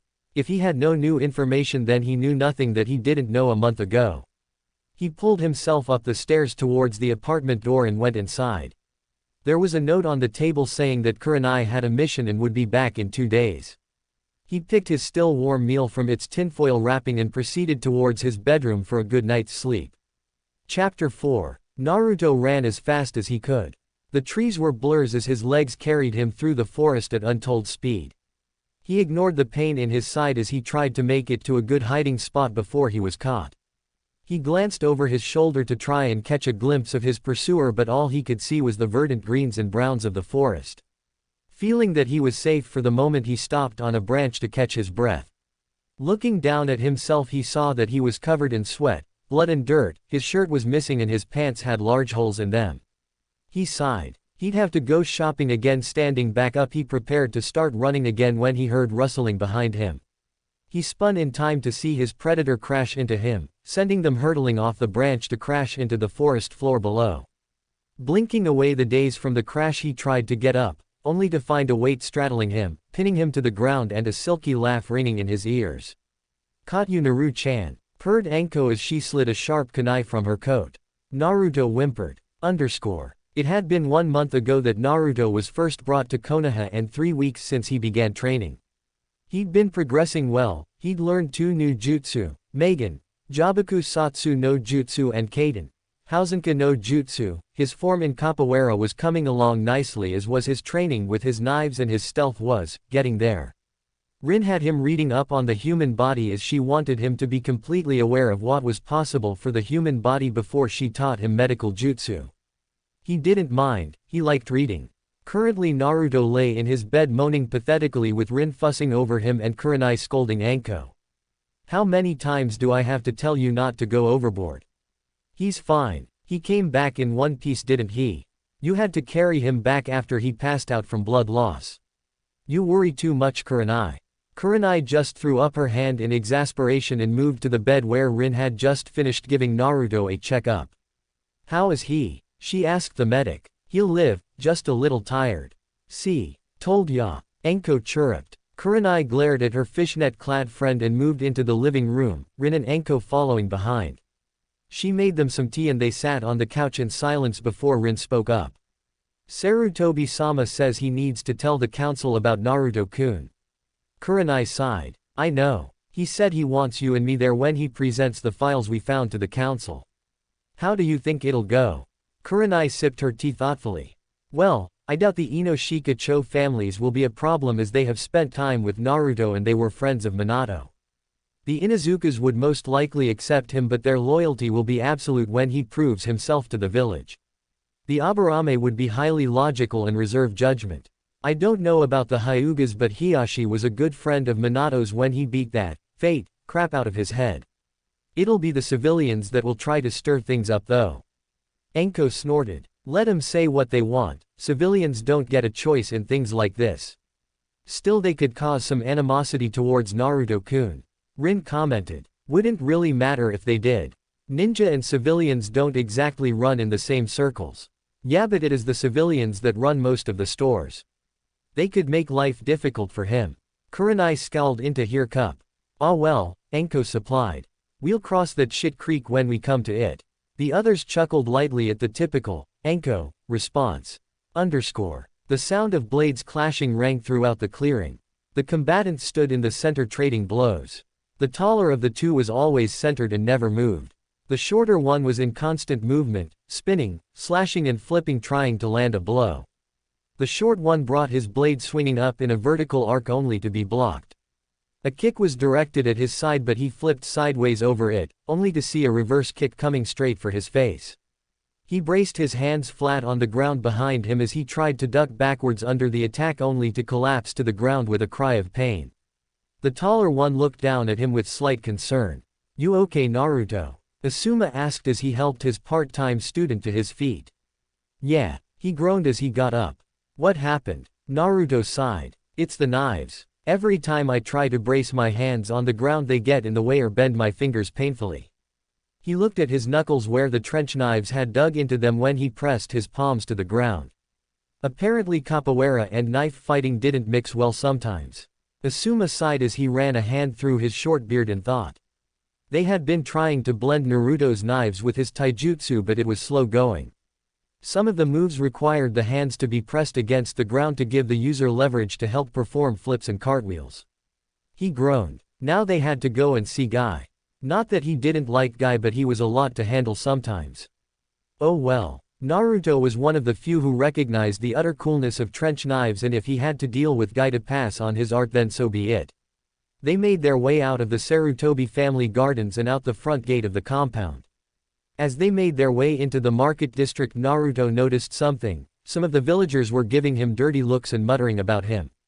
Thankfully those looks were few and far between. They had started about 2 weeks prior. He'd asked Kurenai about it but she just told him to ignore it, so he did. Asuma also saw the looks. He'd been told by his father that the council had to be informed of the recent developments and it went surprisingly well. Apparently Naruto being away all those years helped people move on and only 2 or 3 people on the council still bore a grudge against him. When the general population was informed it was the same, the majority was neutral but there were some who couldn't escape the past and blamed the boy for the tragedy. Naruto's life wouldn't be in any danger or change in any dramatic way, so there was no problem. The few who glared at the kid got a healthy dose of killing intent, courtesy of Asuma. When they reached Team Guy's training ground they entered the clearing in time to see Neji send Lee sprawling into the ground. I have told you before, Lee, fate has decreed that you will always lose. The Hyuga prodigy said as the green-clad teen struggled to get up. Naruto frowned. He got on well with everybody on the team except Neji. He just couldn't stand his way of attributing everything to fate. His shitty attitude was another reason. Lee and Tenten were the closest things he could claim as friends, and he didn't like the way Neji always degraded them. In fact, sometimes he wanted to send the young Hyuga through the nearest tree. Guy. Asuma called as he lit another cigarette. The spandex nin turned at the call and smiled widely at the approaching duo. "Ah, good morning Asuma-san. I hope you are well this fine day." Asuma shrugged. "As well as a smoker can be. We came because we need your help." They explained the problem with the knives to Guy. Guy looked thoughtful and asked Naruto to give a demonstration. Naruto obliged and went through a few exercises with his knives and capoeira when the same happened. Guy thought for a moment before inspiration struck. He took the knives and told Asuma and Naruto to watch closely as he mixed the fighting style and knife fighting together. It took Naruto a moment to realize something. "You're not using your hands." Guy nodded. "Yes, it appears that you could still fight with the knives and utilize your taijutsu if you don't use your hands for the flips. If you do handless flips and use more rolls and sweeps or use your elbows and forearms when you need to brace yourself against the ground, you should be able to incorporate your knives into your fighting style. If you refine and master it, you will have created a new branch of capoeira." Asuma chuckled. "Hear that, kid? You've already created your own kenjutsu style. So what will you call it?" Naruto thought about it for a moment before he smiled. "Capoeira aerial. You're going great, Naruto-kun," Rin said as Naruto tried to heal the fish lying on the table in front of him. They were in a spare room of the hospital where Naruto was currently trying to cure a fish of a deadly case of scale rot by using Shaozen no Jutsu, the most basic medical jutsu. Naruto commented that he seemed to heal fast enough without medical jutsu, which he discovered when he was training with Anko, but Rin was adamant, saying that even if he didn't need it, someone on his team could, so he just tried his best to learn the jutsu. He'd been just starting to learn about using medical jutsu in the offensive, using senbon, chakra scalpels and poisons to bring down the enemy, and he did rather well as it was easy to remember where all the critical points were. Rin had noticed this too, but she just attributed it to Fox's latent knowledge. Naruto saw that the sail rot was starting to recede slowly, so he pushed more chakra into the technique. When the infection completely disappeared but the fish didn't move, Naruto thought he had failed, but that thought was dashed as the fish started to wriggle, gasping for air. Rin smiled as she picked it up and dropped it into the empty tank beside her. "That was excellent, Naruto-kun. You're really coming along well." Naruto scratched the back of his head sheepishly and smiled slyly. "Thanks, Rin-ne-chan." Rin smiled at the endearment. After all the time they had spent together, Naruto had started calling her Kurenai and even Anko his ne-chans. They didn't mind and even enjoyed it. They knew that Naruto often wondered about his family as they saw him staring at parents with their children when he thought they weren't looking. It was heartbreaking. He had never known any sense of family or friendship before they rescued him from that base, and now that he saw it, he wanted it but just didn't know how to go about getting it. They just had to be the best substitutes they could be for him. "Well," she said as she wiped her hands. "Now that we're done here, how about we go get us some ramen?" Naruto looked at her quizzically. "What's ramen?" Rin just looked at him in shock for a moment before looping an arm around his shoulder with a huge grin and leading him out the door. "I have much to teach you, young one." Naruto sat against a tree in the Sarutobi Gardens. The Hokage had invited him and Kurenai over to dinner to the evening, and Naruto decided that he would read up on some jutsu while he waited. He loved the gardens at the Sarutobi compound and was welcomed there anytime. The Hokage's wife had also taken a shine to him, and also started calling him Naru-chan. He blamed Anko for that. Currently he was reading up on a variation of the Bunshin no Jutsu called Rai Bunshin no Jutsu, which created a solid clone of the user that when destroyed would revert back into its natural lightning element and shock the attacker. He really couldn't wait till he tried it out, but Rin-ne-chan said that he could only perform Raiden Jutsu when she was there as it could affect his body's electrical current. His thoughts were interrupted as he saw something trying to sneak up on him. Trying being the operative word. Who wouldn't notice a square rock with eyeholes inching towards them in plain sight? He sighed. "Come on out, Konohamaru, I know you're there." The rock exploded in a cloud of smoke, and from it emerged a coughing 10-year-old boy wearing a helmet and a long blue scarf. The boy chocked and spluttered for a moment, muttering, "Used too much powder," before his gaze settled on a slightly exasperated Naruto. "I should have expected you to see through my disguise, rival." Naruto groaned mentally. He didn't mind the kid, but Konohamaru had taken to following him everywhere he went, and it was bordering on stalking. Ever since he saw Naruto land a pretty strong hit on Asuma in training, he had pestered him non-stop to teach him. "What do you want, Konohamaru? You know what I want. You need to teach me so I can defeat Gigi and become Hokage." Naruto did groan at that. Now he wouldn't leave him alone until he was taught something he thought he could use against the old man. Naruto was just about to explain again that he couldn't teach the boy anything when a thought occurred to him. Slowly a very evil grin crawled across his face, and Konohamaru couldn't help but feel a little scared. Suddenly Naruto grabbed a piece of spare paper from the book and began to jot down notes as his mind replayed a memory from a few days prior. Flashback no jutsu. Naruto was walking through the corridors of the Hokage Tower on his way to see the Sandaime. During his time in the village he had become quite close to the old leader and thought him something of a surrogate grandfather. It didn't hurt that the old man had often offered to buy him ramen after Rin had introduced him to the sweet, fatty piece of heaven. Walking up to the door he noticed that it was slightly ajar, so he just walked in. He saw the Sandaime sitting in his chair facing the window with a small orange book in his hands and a rather strange blush on his face. His curiosity piqued. He walked up to the desk and tried to see what was in the book, but the Hokage was blocking it. "Hey Sarutobi Gigi, what are you reading?" The Hokage shot out of his chair and spun in the air, trying to see who had snuck up on him. His eyes landed on Naruto, who was confused as to why the strongest ninja in the village was suddenly sweating bullets. Naruto W, what are you doing here? Don't you remember, you said we were going out for ramen today?" Sarutobi sighed in relief. "What's in the book, Gigi?" He started sweating again. He was about to try and bluff his way out of it when the door opened to admit Anko. "Hey old man, got any good miss?" She broke off upon seeing the book clutched in the Sandaime's hands. "Sarutobi-sama, whose book is that?" she asked with a sickly sweet voice, a creepy smile gracing her features. What do I do? What do I do? Okay, calm down. There has got to be a way out of this. I could, the boy. Sorry about this Naruto, you'll understand one day. Actually Anko, I just confiscated this book from Naruto. I believe that he has been spending too much time with Kakashi and has begun to pick up his bad habits. The Hokage said in his most believable voice. Anko rounded on a confused Naruto, the creepy smile on her face got even creepier. So Naru-chan likes reading little orange books Well, we'll just have to fix that, won't we? Or rather, fix him. She gripped the back of his shirt and began to drag him out of the office. Come on Naru-chan, we have training, she said in a sing-song voice. Naruto knew that voice and usually associated it with pain. As he was dragged out he glared at the Hokage with a mix of anger, hurt and betrayal. The old traitor wouldn't meet his gaze. Naruto spent the next 4 hours, training, with Anko, which was basically her kicking hisup and down the training field for 4 hours. He spent the next 2 days in his bed for recovery, being lectured the whole time from Kurenai and Rin about not being a pervert despite his protests that he wasn't one. Kakashi and Asuma didn't help any as they kept asking him what he thought of the book and if he had read any others. He swore revenge on the old man.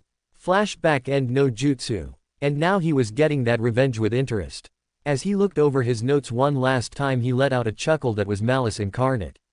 He jumped to his feet and pointed to Konohamaru. Konohamaru, are you ready to learn a jutsu that will guarantee that you will defeat your grandfather? Konohamaru had stars in his eyes as he nodded his head vigorously. Okay then, I want you to do exactly as I tell you. Sarutobi walked out the back of the estate and into the gardens to fetch his 2 grandsons for dinner. He felt bad for what he had done to Naruto, but he didn't really have any choice. Anko was one of the worst pervert bashers in the village. Naruto would understand one day. Right. He found the 2 in the far corner of the gardens. Konohamaru was covered in dirt and sweat while Naruto stood by watching him with pride. Konohamaru looked up as his grandfather approached and smiled. This would be the day he defeated him. The young boy leapt to his feet, all previous sighs of exhaustion gone, and looked at Sarutobi with determination. Today is the day that you're going down, old man. Sarutobi sighed. Another attack by his young grandson. This was the 6th time this week. And it was only Tuesday. Konohamaru, must you keep doing this? Ah, the old goat knows his time is at an end and is begging for mercy. Too bad. Waroke no Jutsu. The name should have been warning enough, but Sarutobi was too distracted to care. From the cloud of smoke emerged a very sensuous, very beautiful, very young woman. She had luscious curves and legs that went on forever. Her eyes shone from under her long brown hair as she winked at him. Stop staring, Hokage-sama, I'm shy. She whined cutely. Sarutobi stared for all of 3 seconds before he was launched backwards in a crimson arc of blood gushing from his nose. As he lay on the ground twitching, Konohamaru released the jutsu and started to run around proclaiming that he finally defeated the old man while Naruto was rolling around howling his sides out in laughter. Yo, you just got your handed to you, Gigi, courtesy of Koru-chan. Naruto managed to get out between bursts of laughter. That'll teach you for blaming your perverted little habits on me. Sarutobi crawled to his feet with 2 bloody tissues stuffed up his nose. He couldn't deny that he deserved it, but that didn't mean he had to like it either. Reminding himself to outlaw that jutsu, he beckoned a smiling Konohamaru and a still laughing Naruto to follow him for dinner. Ino sat at the counter of her family's flower shop in a daze. School had let out for the weekend and she was forced to stay indoors and work in the shop. It was a slow day, so Ino did the one thing she could do. Fantasize. Currently, in her head, she was in a field with Sasuke kissing tenderly in the high grass. He had just confessed his undying love for her and said that he could never love, forehead girl, as he so romantically put it. The scene changed and she was in the middle of a crowd of girls, all of whom were giving up on Sasuke, saying that they could never compete with her beauty and grace. The scene changed again and she found herself beside a small waterfall watching as a man bathed under the pounding water, water dripping off his muscular frame and his spiky blonde hair framing his deep blue eyes. Wait, blonde. Hey pig. Ino jumped as she was brought out of her reverie, wiping the tiniest hint of blood from her nose. She looked up and saw her former friend, rival Haruno Sakura, enter the store, clad in her usual red dress with her long pink hair spilling down her back. What do you want, forehead? Ino asked. Sakura produced a note. My mom sent me to pick up an order. Ino took the note and began to pick out the items. As she did that, Sakura sat on the edge of the counter. So pig, the genin exam is just 2 months away. Are you gonna quit yet and admit that I'm the better kunoichi destined for Sasuke-kun's heart? Ha! In your dreams, billboard brow. Sasuke-kun will be mine and you will have to settle for someone like Kiba or Shino. Ino laughed as she placed a flower arraignment on the counter. Sakura shivered. I wouldn't wish Kiba on anyone, even you, and that Shino guy is just plain creepy. I know. As Ino picked up a rather large potted plant, she heard the door ringing. She tried to turn to see who the new customer was, but her foot tangled in some loose vines and she lost her balance. She closed her eyes and braced for impact and the sound of smashing pottery, but it never came. She felt an arm wrap around her waist, breaking her fall, and she was pulled against something warm and soft but firm. Are you okay, Ino? She knew that voice. Her eyes snapped open and she found herself face to face with Uzumaki Naruto. Or rather face to chest, as she was currently cradled against him, one arm around her waist and another holding the heavy plant pot with ease. She blinked and a bright blush spread across her face. Ino, are you alright? Sakura asked worriedly as she hopped off the counter. Yeah, I'm fine, Ino mumbled, still not taking her eyes off those of the tall blonde who was looking over her with worry. Ino. She snapped out of her stupor as Naruto set her back on her feet, leaving her slightly disappointed. I swear, Ino, you can be such a klutz. Sakura said as she gave her friend again for the moment one last look over. Ino rounded on Sakura. Shut it, forehead. I'd like to see you try to walk while carrying a heavy pot. Well, at least I wouldn't fall all over the place like some cartoon character. What did you say? Naruto looked back and forth between the two as the verbal sparring continued and wondered if it would be rude to interrupt. Luckily he was saved by the arrival of Ino's mother Yasu. Oh, Naruto-kun, what brings you here? She asked as she walked into the front of the store from the back room. Naruto gave one last glance to the bickering girls before he stepped around them and placed the pot on the counter. Kurenai-ne-chan sent me to pick up a special order. Ah, those special seeds from Demon Country. I have them right here. She reached under the counter and produced a small packet of seeds before handing them over to Naruto. Tell her to remember only to water them with chakra-enhanced water. I will. Oh, and if you're both not doing anything tonight, we'd love to have you over for dinner tonight. I'll tell her, he said as he walked to the door. He looked at the girls who had stopped arguing to catch some air and he waved to Ino. Later Ino. She waved back. Bye Naruto, and thanks for helping me. He walked out the door and down the street, not noticing Ino's eyes on his back as he left her line of sight. Who was that pig? Sakura asked as the strange boy left. That was Naruto, he just moved here a few months ago. Oh, so he's a civilian. Ino shook her head. No, he's studying for this year's Genin exam. What? But it's in 2 months. Ino walked back around the counter. He says he's a quick learner. Huh, so how do you know him? Sakura asked as she started to gather up her purchases. You know Yuhi Kurenai is a friend of the family. Well, she's his legal guardian. What's he like? Sakura asked as she leaned on the counter. Ino quirked an eyebrow. Why? She shrugged. Just wondering. Ino looked thoughtful. Well, he was really shy at first, but that's understandable since he's new to town.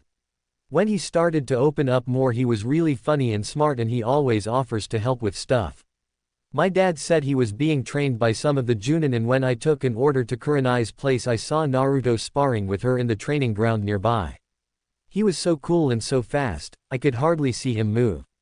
Wow, said Sakura. Still, he can't be better than Sasuke-kun. Yeah, definitely. Naruto lay in his bed as content as can be. He had no training scheduled today and the Genin exam wasn't until Monday, so for now he could just vegetate until that time without any interruptions. At least that was the plan before he was unceremoniously yanked from his bed by the ankle. Naruto groaned as he looked up at the person who deprived him of his me time, to see a grinning Asuma standing over him. Naruto just groaned again and tried to crawl back into his bed. None of that squirt, we have to go. The bearded Junin said as he pulled the covers off the bed.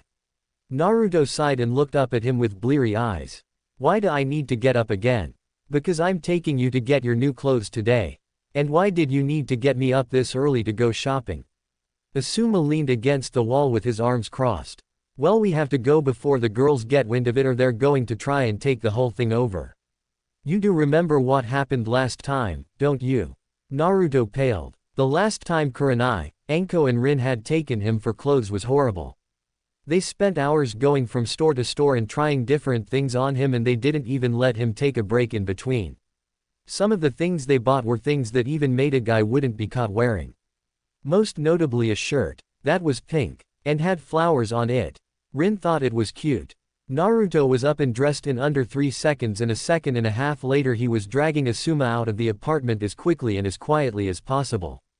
Kurenai had caught up to them, much to Naruto's dismay, but Asuma made her promise not to try and doll the boy up.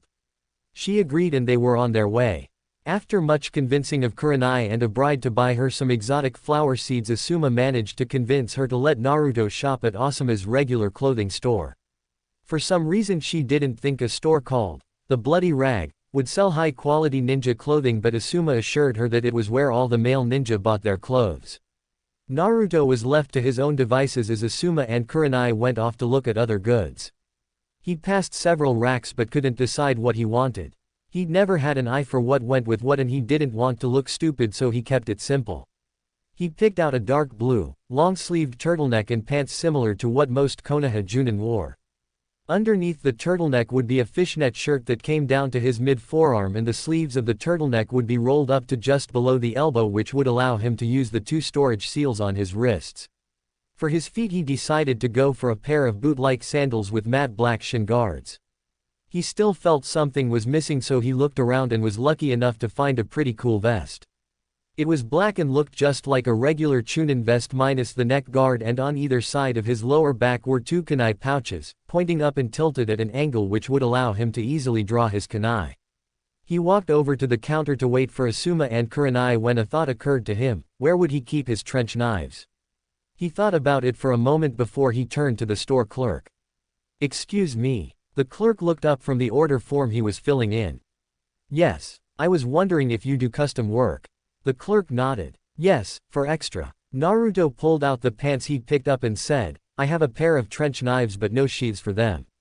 Is it possible to attach sheath to each leg of these pants? The clerk thought about it for a moment. Yes, I suppose I could stitch a sheath onto each thigh and cover them with the same material as the pants to make them blend in. Do you have your knives with you so I can get some measurements? Naruto bit his lip. Asuma had taken away his knives a few days ago. He said he had a surprise for him and he would get it after he graduated. He was about to tell the clerk such when a trench knife was dropped onto the counter. Naruto looked over his shoulder to see Asuma standing there. Take mine, it's roughly the same size. The clerk nodded and went off to do the measurements. He said they could pick the pant up that afternoon. Asuma ordered 3 more pairs of the turtlenecks and customized pants each as one pair would get worn out quickly and they left. They decided to spend the rest of the afternoon at a nice restaurant before going back to pick up the pants, then heading back to the apartment. Naruto was pretty beat, so he said his thanks and goodnights before he crashed out on his bed.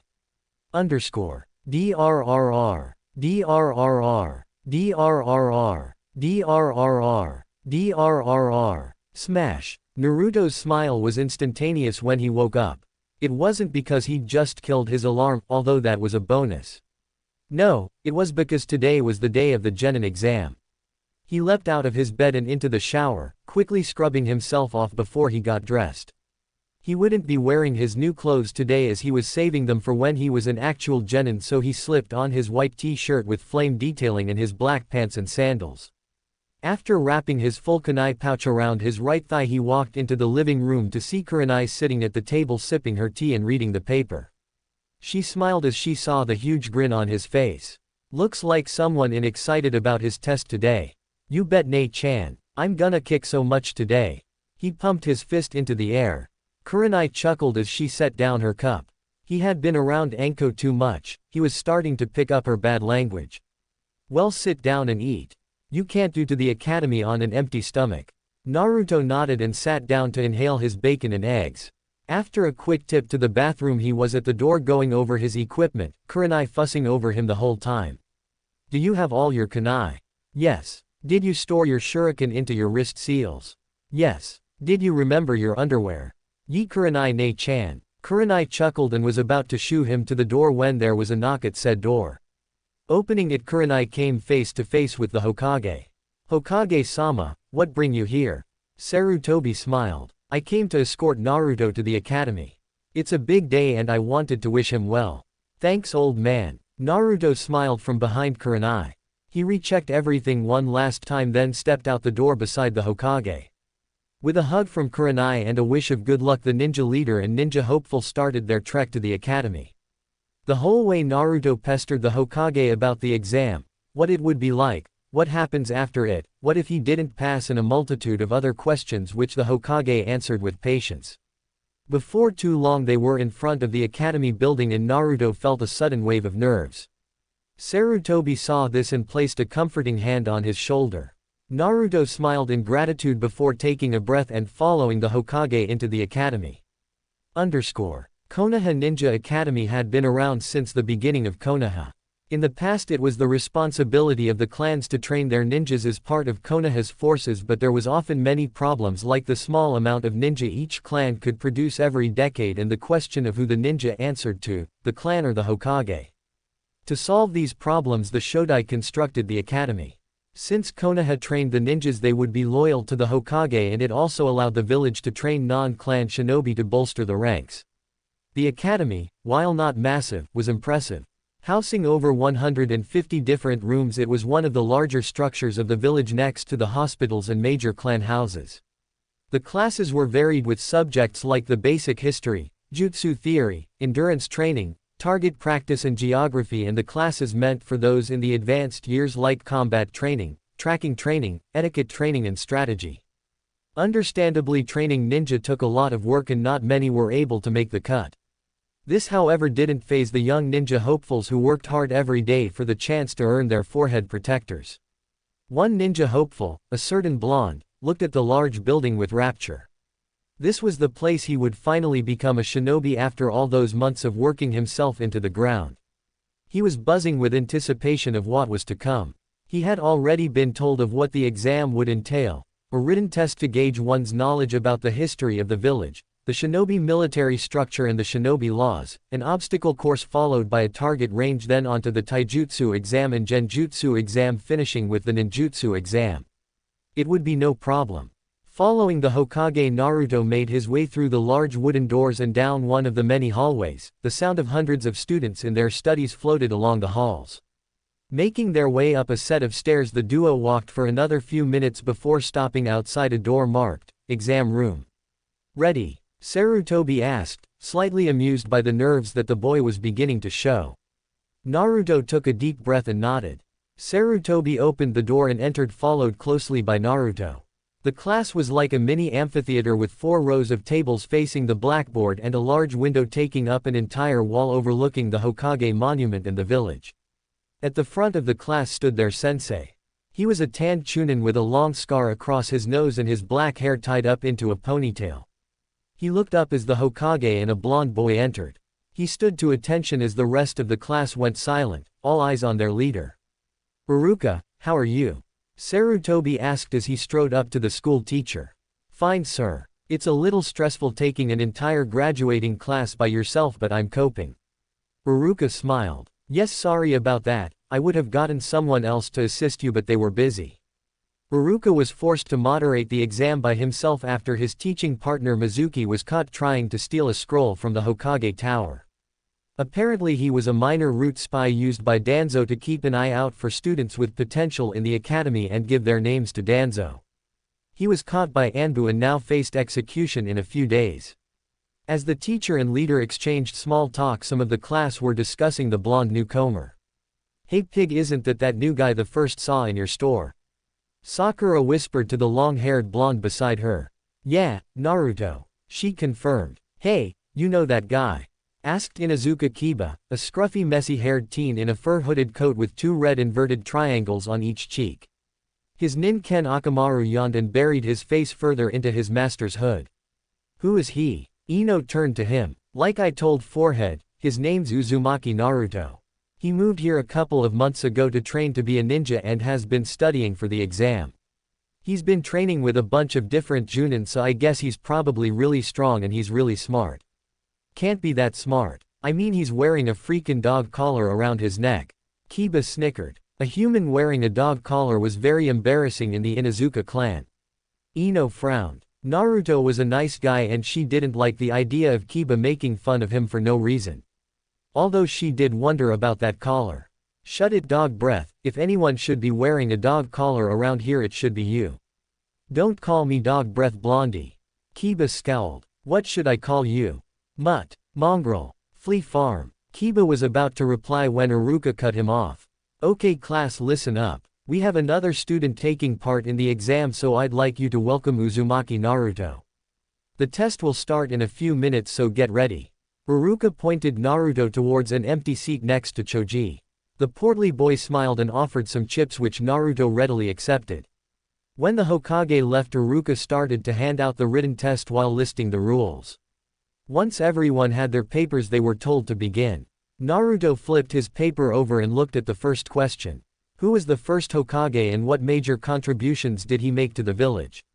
Specify how the contributions affected the village and provide evidence to support your answer. Naruto thought for a moment before he started. The first Hokage, Shodai, was Senju Hashirama of the Senju clan. In addition to building the village using his Mokudan abilities, he drafted and put into place numerous laws such as the Act of Equal Human Rights. This would be easy. Naruto sat against a tree beside the target range. The first test had been a breeze and he easily answered all of the questions with no trouble.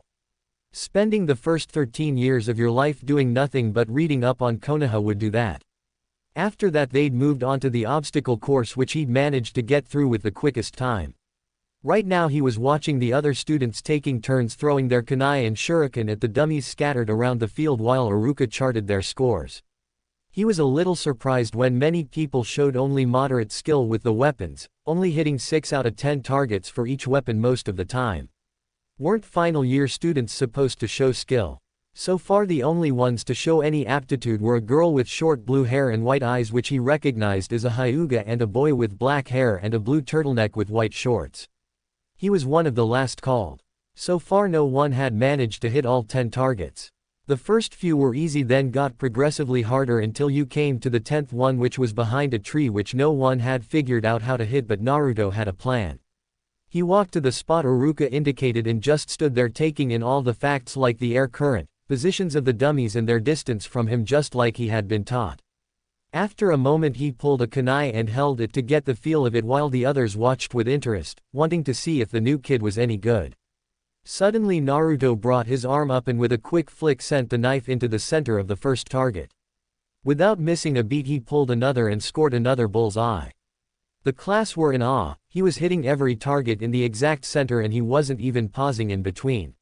He hit the first 9 targets in under 5 seconds and, almost lazily, threw a kunai past the tree that the final dummy was behind. The class thought that he just missed out on a perfect score when, with blinding quickness, he drew a final kunai and threw it with unwavering speed. It hit the first kunai on the ring, causing it to change direction with a resounding cling and strike the final target dead on. The class were silent as he swiped his hands across his wrists and, to their shock, produced 2 handfuls of shuriken in a burst of smoke. Before they could comment on this strange occurrence, he threw the shuriken with the same precision he did with the kunai, scoring 10 perfect hits again.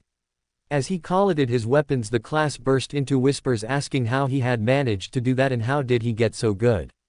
As Iruka congratulated Naruto on his scores, the blonde failed to notice a pair of onyx black eyes staring at him intently.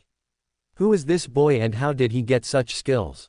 The class filed into one of the school dojo for their taijutsu exam. The objective was to meet the expected level of skill for a genin while you fought Iruka.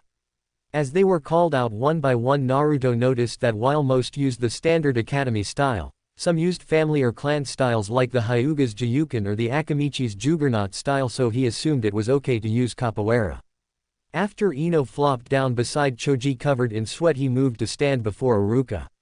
Okay Naruto, I know you haven't been around to learn the academy style, but the Hokage tells me you have your own. Naruto nodded. Well, warm up and let's get started. As Naruto stretched and readied his muscles for the spar, a group of students stood by, wondering if he would do well. I wonder what style he'll use. Ino wondered. Well, all the good ones are clan secrets, so he couldn't use one of those. It's probably just him making it up. Kiba concluded, hands in his pockets. Maybe it is his family style. Choji offered. Ino shook her head. He's an orphan, he couldn't have been taught a family style if there's no family. Maybe someone knew the style and taught it to him. You said he was raised by a family friend before he came to the village. Sakura reminded her. Well, if you be quiet and watch, maybe you'll find out. Shikamaru said as the 2 combatants readied themselves. Quite a few eyebrows were raised as Naruto dropped into the ginga, swinging an arm across his chest defensively while bending low and moving from side to side and describing a triangle on the ground with his feet. Having never seen this particular form before, the students were curious as to what style it was. Iruka looked surprised but shook it off and moved to attack.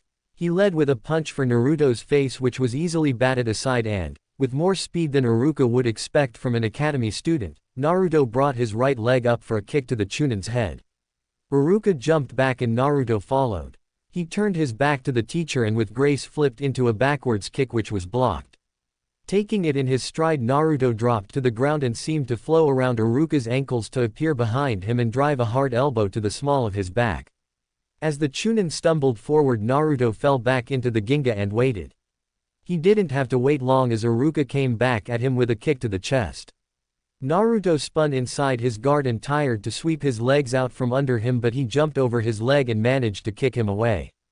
Naruto rolled with the kick and brought his heel up to clip Iruka's chin, sending him stumbling backwards. Naruto stood and flipped backwards, intending to bring his foot down on the Chunin's head, but his ankle was caught and he was thrown across the mat, Iruka quickly following after. Again Naruto rolled with the kick and by the end he managed to bring himself into a handstand facing Iruka. He kicked his feet off the man's chest and spun on his hands to kick him in the knees, sending him to the ground. He tried to follow up with an axe kick to the sternum, but Iruka rolled out of the way and to his feet. Again Naruto waited. Iruka flew for him, intending to grab him and keep him stationary. Naruto's hands snapped out and caught the teacher's wrist in a firm grip and he brought both feet up off the ground while pulling Iruka forward. The result was Naruto's feet smashing into the man's gut, driving the air from his lungs and dropping him to the ground gasping for breath. Naruto flipped back and into the Ginga and was about to attack when Iruka held up a hand. Stop. I think we've established that you have Genin level skill in taijutsu. Hell, you may even be Chunin level. Iruka wheezed with a smile at the end. His eyebrow twitched slightly when he noted that Naruto didn't even appear to be out of breath, his breathing the same as when they started. The boy smiled at the praise and starched the back of his head as he helped the man to his feet. The class were in shock. The moves he had been pulling were done with such grace and fluidity, and he'd managed to fight Iruka to a standstill, even landing the blow that finished the fight.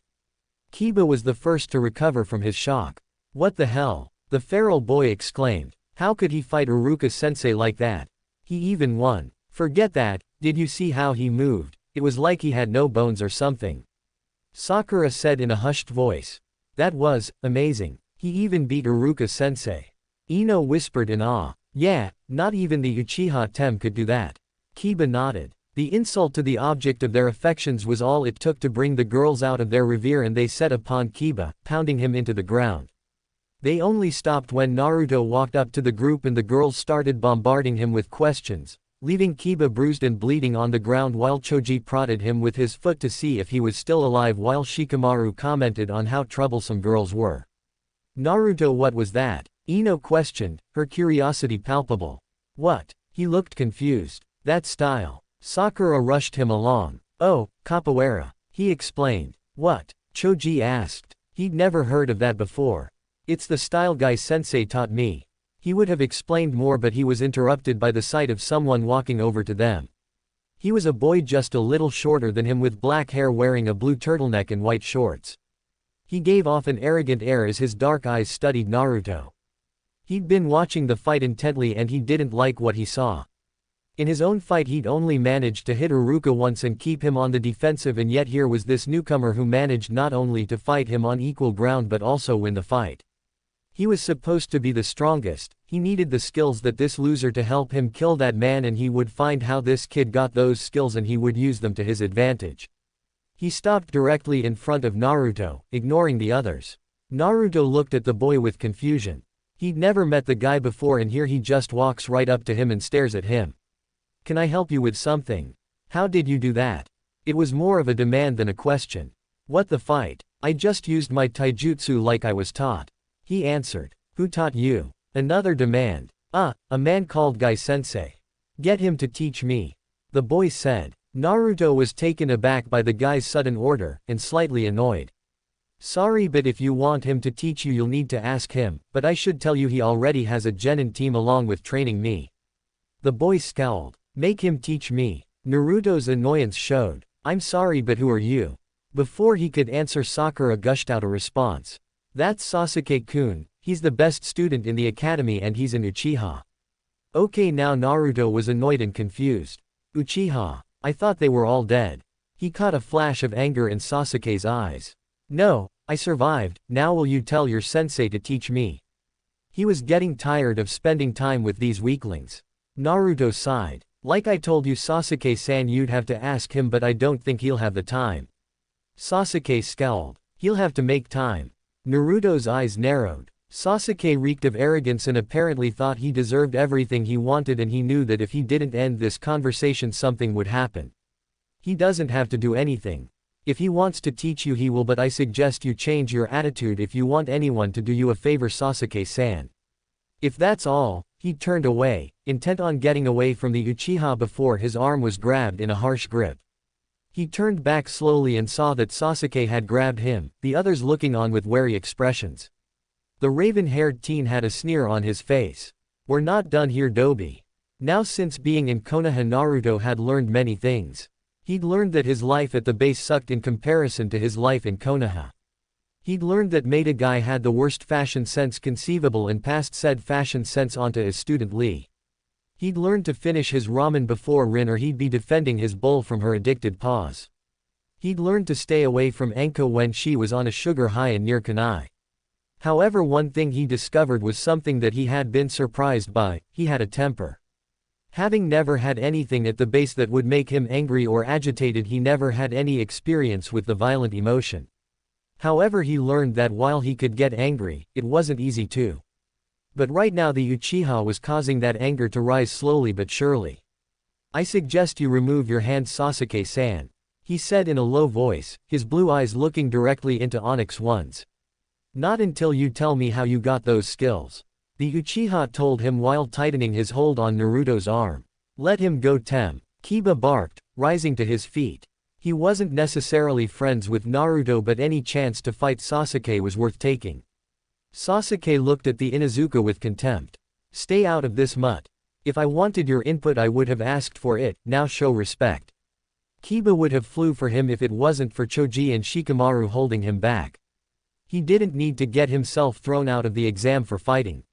Naruto's jaw clenched. Sasuke's attitude was really pissing him off and he still hadn't released his arm.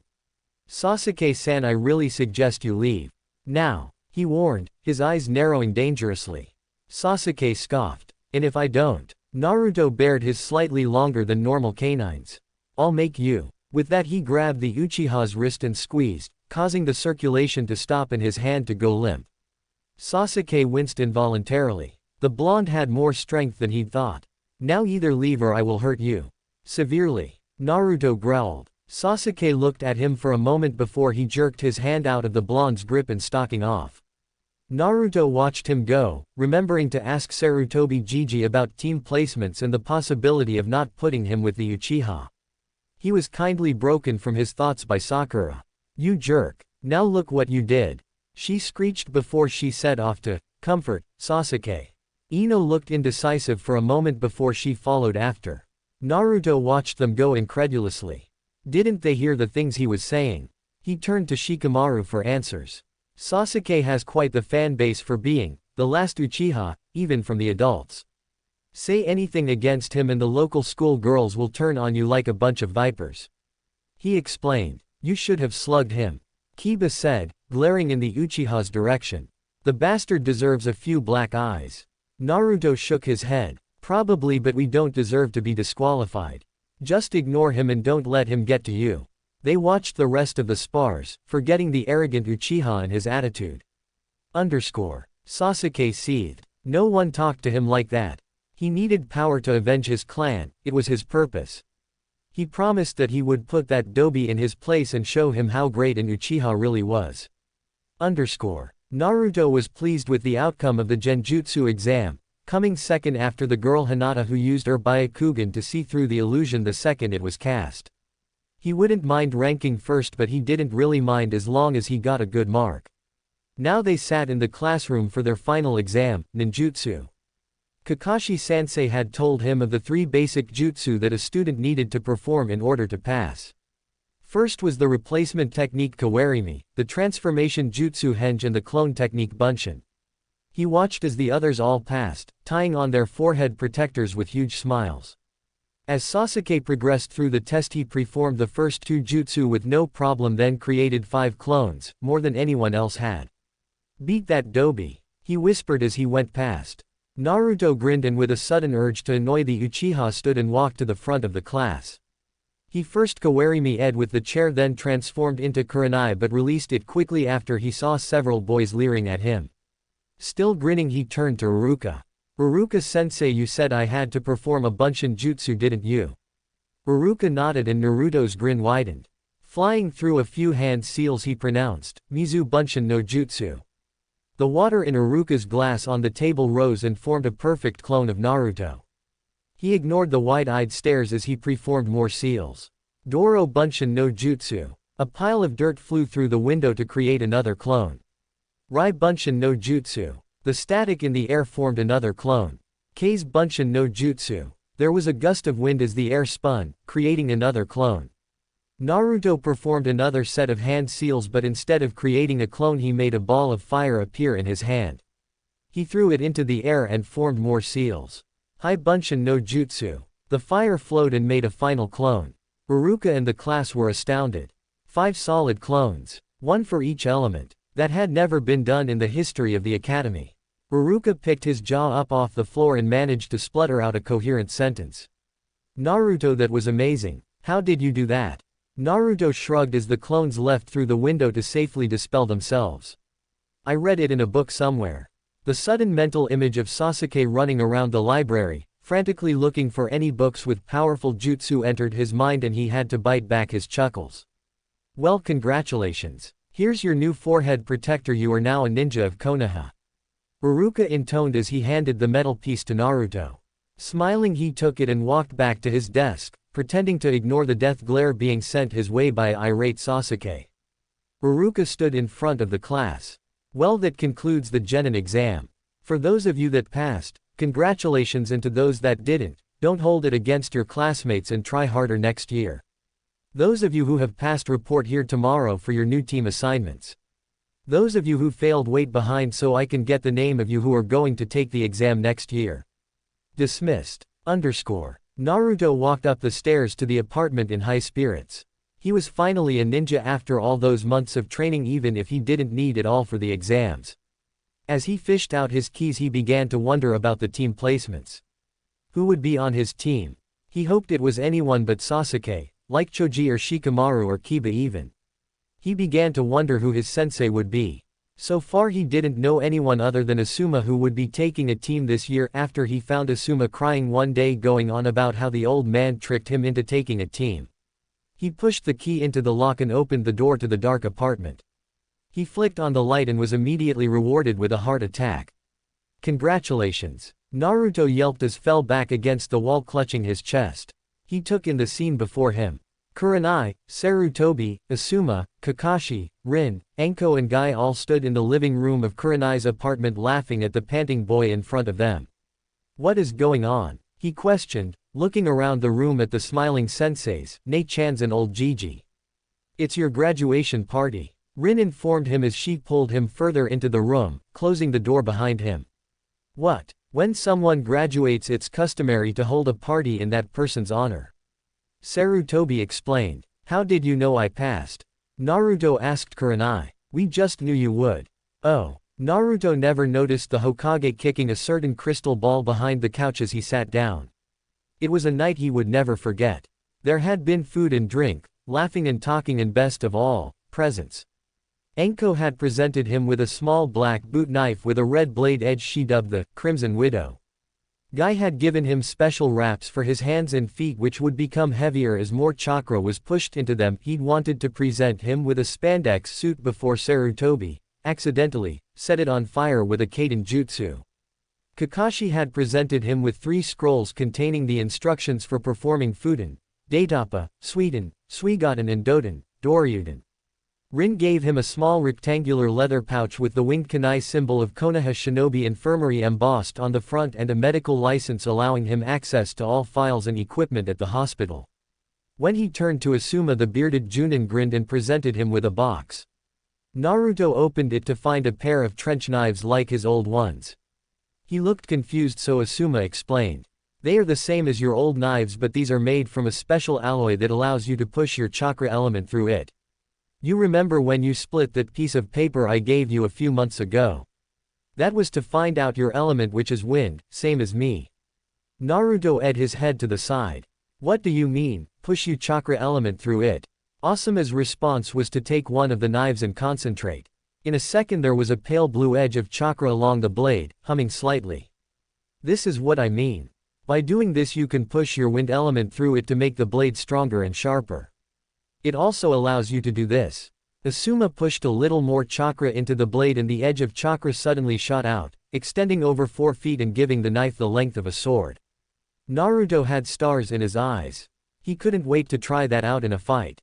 The rest of the night went on with much laughter, and the last thing Naruto remembered was Kurenai helping him into bed with a whisper of, "I'm proud of you, Naruto." Naruto yawned as he sat in the academy class. He was in his new clothes, now including Anko's knife which was tucked into his sandal, Sarutobi Gigi's gloves and Guy's weight wraps under his gloves and sandals, and he'd replaced the blue cloth on his forehead protector with a longer black one which reached down to his shoulders. He'd been up pretty late and slept in, so he had to run all the way to the academy. They were waiting on Iruka to give them their assignments, so he decided to get some shut-eye. His sleep was short-lived as the Chunin walked through the door 5 minutes later with a chart in his hand. Alright guys, listen up. These are the assignments of your Genin team, which you will be with until you reach Chunin and maybe even Junin. These are the people who will watch your back and possibly save your life one day, so listen good. Now many other Genin teams are still in circulation, so the first team is Team 7 consisting of Haruno Sakura. Please be Sasuke-kun, please be Sasuke-kun. She kept whispering. Aburame Shino. The bug user didn't make any indication that he heard Iruka. And Uchiha Sasuke. Yes. True love conquers all. Sakura cheered while the girls all moaned quite pathetically. Your Junin sensei is Hitaki Kakashi. Team 8 consists of Inuzuka Kiba, Yamanaka Ino. Ino's head fell to the desk and she let out a whine. And Uzumaki Naruto. Ino perked up at that, though she didn't know why. Sasuke-kun was lost to her now. Your Junin sensei is Yuhi Kurenai. Naruto brightened at that. If Kurenai was his sensei, they'd have a great time. Finally, Team 10 will consist of Nara Shikamaru, Akamichi Choji and Hyuga Hinata. Your Junin sensei will be Sarutobi Asuma. Wait here for your senseis, they will be here shortly. With that said, he left, leaving the Genin to wait. They didn't have to wait long as Kurenai was the first to arrive. I'm here for Team 8. She called as she walked in wearing her combat gear. Naruto smiled as she walked up to her. Hey Nei-chan. She smiled back. Hello Naruto. Follow me you three. She led them out of the academy and into the village. After 10 minutes they came to a park where Kurenai sat them under a large tree beside a lake. Kurenai made sure they were comfortable before they began. It's good to finally meet you. As you know, I'm your sensei Yuhi Kurenai. Having read your files, I know all about you, but you don't know anything about me or your teammates. Let's introduce ourselves. Ino raised her hand. Sensei. Why don't you show us what you mean? Kurenai nodded. Okay. My name is Yuhi Kurenai. I like my family. She smiled at Naruto, having fun with my friends Rin and Anko and developing and learning new genjutsu. I dislike perverts, little orange books and certain one-armed traitors. My hobbies are tending my plants and painting. My dream is to become the best genjutsu mistress in the elemental nations. You next. She pointed at Kiba. He starched Akamaru as he talked. My name's Inuzuka Kiba. I like dogs, especially Akamaru, my clan, and having fun. I dislike people who are cruel to animals, my deadbeat father wherever he may be, and cats. My hobbies include bugging my Nei-chan, taking Akamaru for walks and going on family tracking trips with my Ka-san and Nei-chan. My dream is to be the best tracker the Inuzuka have seen since my Gigi. Kurenai smiled approvingly. That's an admirable goal, I'll do my best to help. Next. It was Ino's turn. I'm Yamanaka Ino. I like flowers, my family and Sasuke-kun. When Kiba groaned, Ino knocked him over the head. I dislike dogs, she said, looking pointedly at Kiba. Heights and the color pink. My hobbies include flower arranging, gossiping and singing. My dream is to replace my daddy as the head of the Anbu Information Division and win Sasuke-kun's heart. Kiba was once again smacked for groaning at the Uchiha's name. Kurenai mentally screamed. She hated fangirls, they gave Kunoichi everywhere a bad name. Disregarding the second dream, Kurenai said, you'll have your work cut out for you if you're going to take your father's job, but I'll help all I can. Next. Naruto started. My name's Uzumaki Naruto. I like my new family, ramen and my new home. I dislike cold weather, when Rin Nei-chan tries to take my ramen, getting up early and perverts. My hobbies include reading, training, learning new jutsu and walking outside. My dream is to. Naruto trailed off when a sudden thought occurred to him. What did he want? Now that he was out of the base, he had a world of choices. He could join Anbu, retire and have a family, teach a genin team and much more. There was so much to choose from that he couldn't decide right away. I don't really know. Kurenai frowned slightly but pushed on. Well, now that we know each other, I should tell you something, you are not genin. What? Came the reply from the three students, but Kurenai held up a hand to silence them. You are not genin yet. There is one more test you must take, a survival test. The genin exam was to see if you had the skills to become genin, but this text sees if you will become genin. What do we do? Kiba asked as he leaned forward, Akamaru perched on his head. Follow me. Kurenai quickly stood and set off into the trees and through Konoha, her team following after. She gradually picked up speed to test their stamina and noted tat while Naruto and Kiba managed to keep up. Ino was starting to lag behind. Going to have to fix that, she thought as she reduced her speed slightly. After 5 minutes they came to an empty training field surrounded by trees. As Naruto, Kiba and Ino caught up, she pulled a crimson silk ribbon from her vest and held it out for them to see. The purpose of the exercise is to steal this ribbon from me within the time limit. You may do whatever you need to get it, and I should tell you now, if you don't come at me with the intent to kill you will fail. She tucked the ribbon into her back pocket, leaving one end dangling out and flutter in the breeze. You have until the sun sets, which is about 5 hours. Get ready. She raised her arm. The 3 teens tensed, preparing to do whatever they needed to win that ribbon and their genin titles. Ino was slightly nervous at the prospect of failing the test and going back to the academy. Kiba was quietly talking to Akamaru, going over his plan to get the ribbon. Naruto was slightly worried about Kurenai telling them to have the intent to kill, but reminded himself that she was strong and she could take care of herself. He set his face and determination shone in his eyes. Kurenai smiled at her students. This would prove interesting. She dropped her arm. Begin.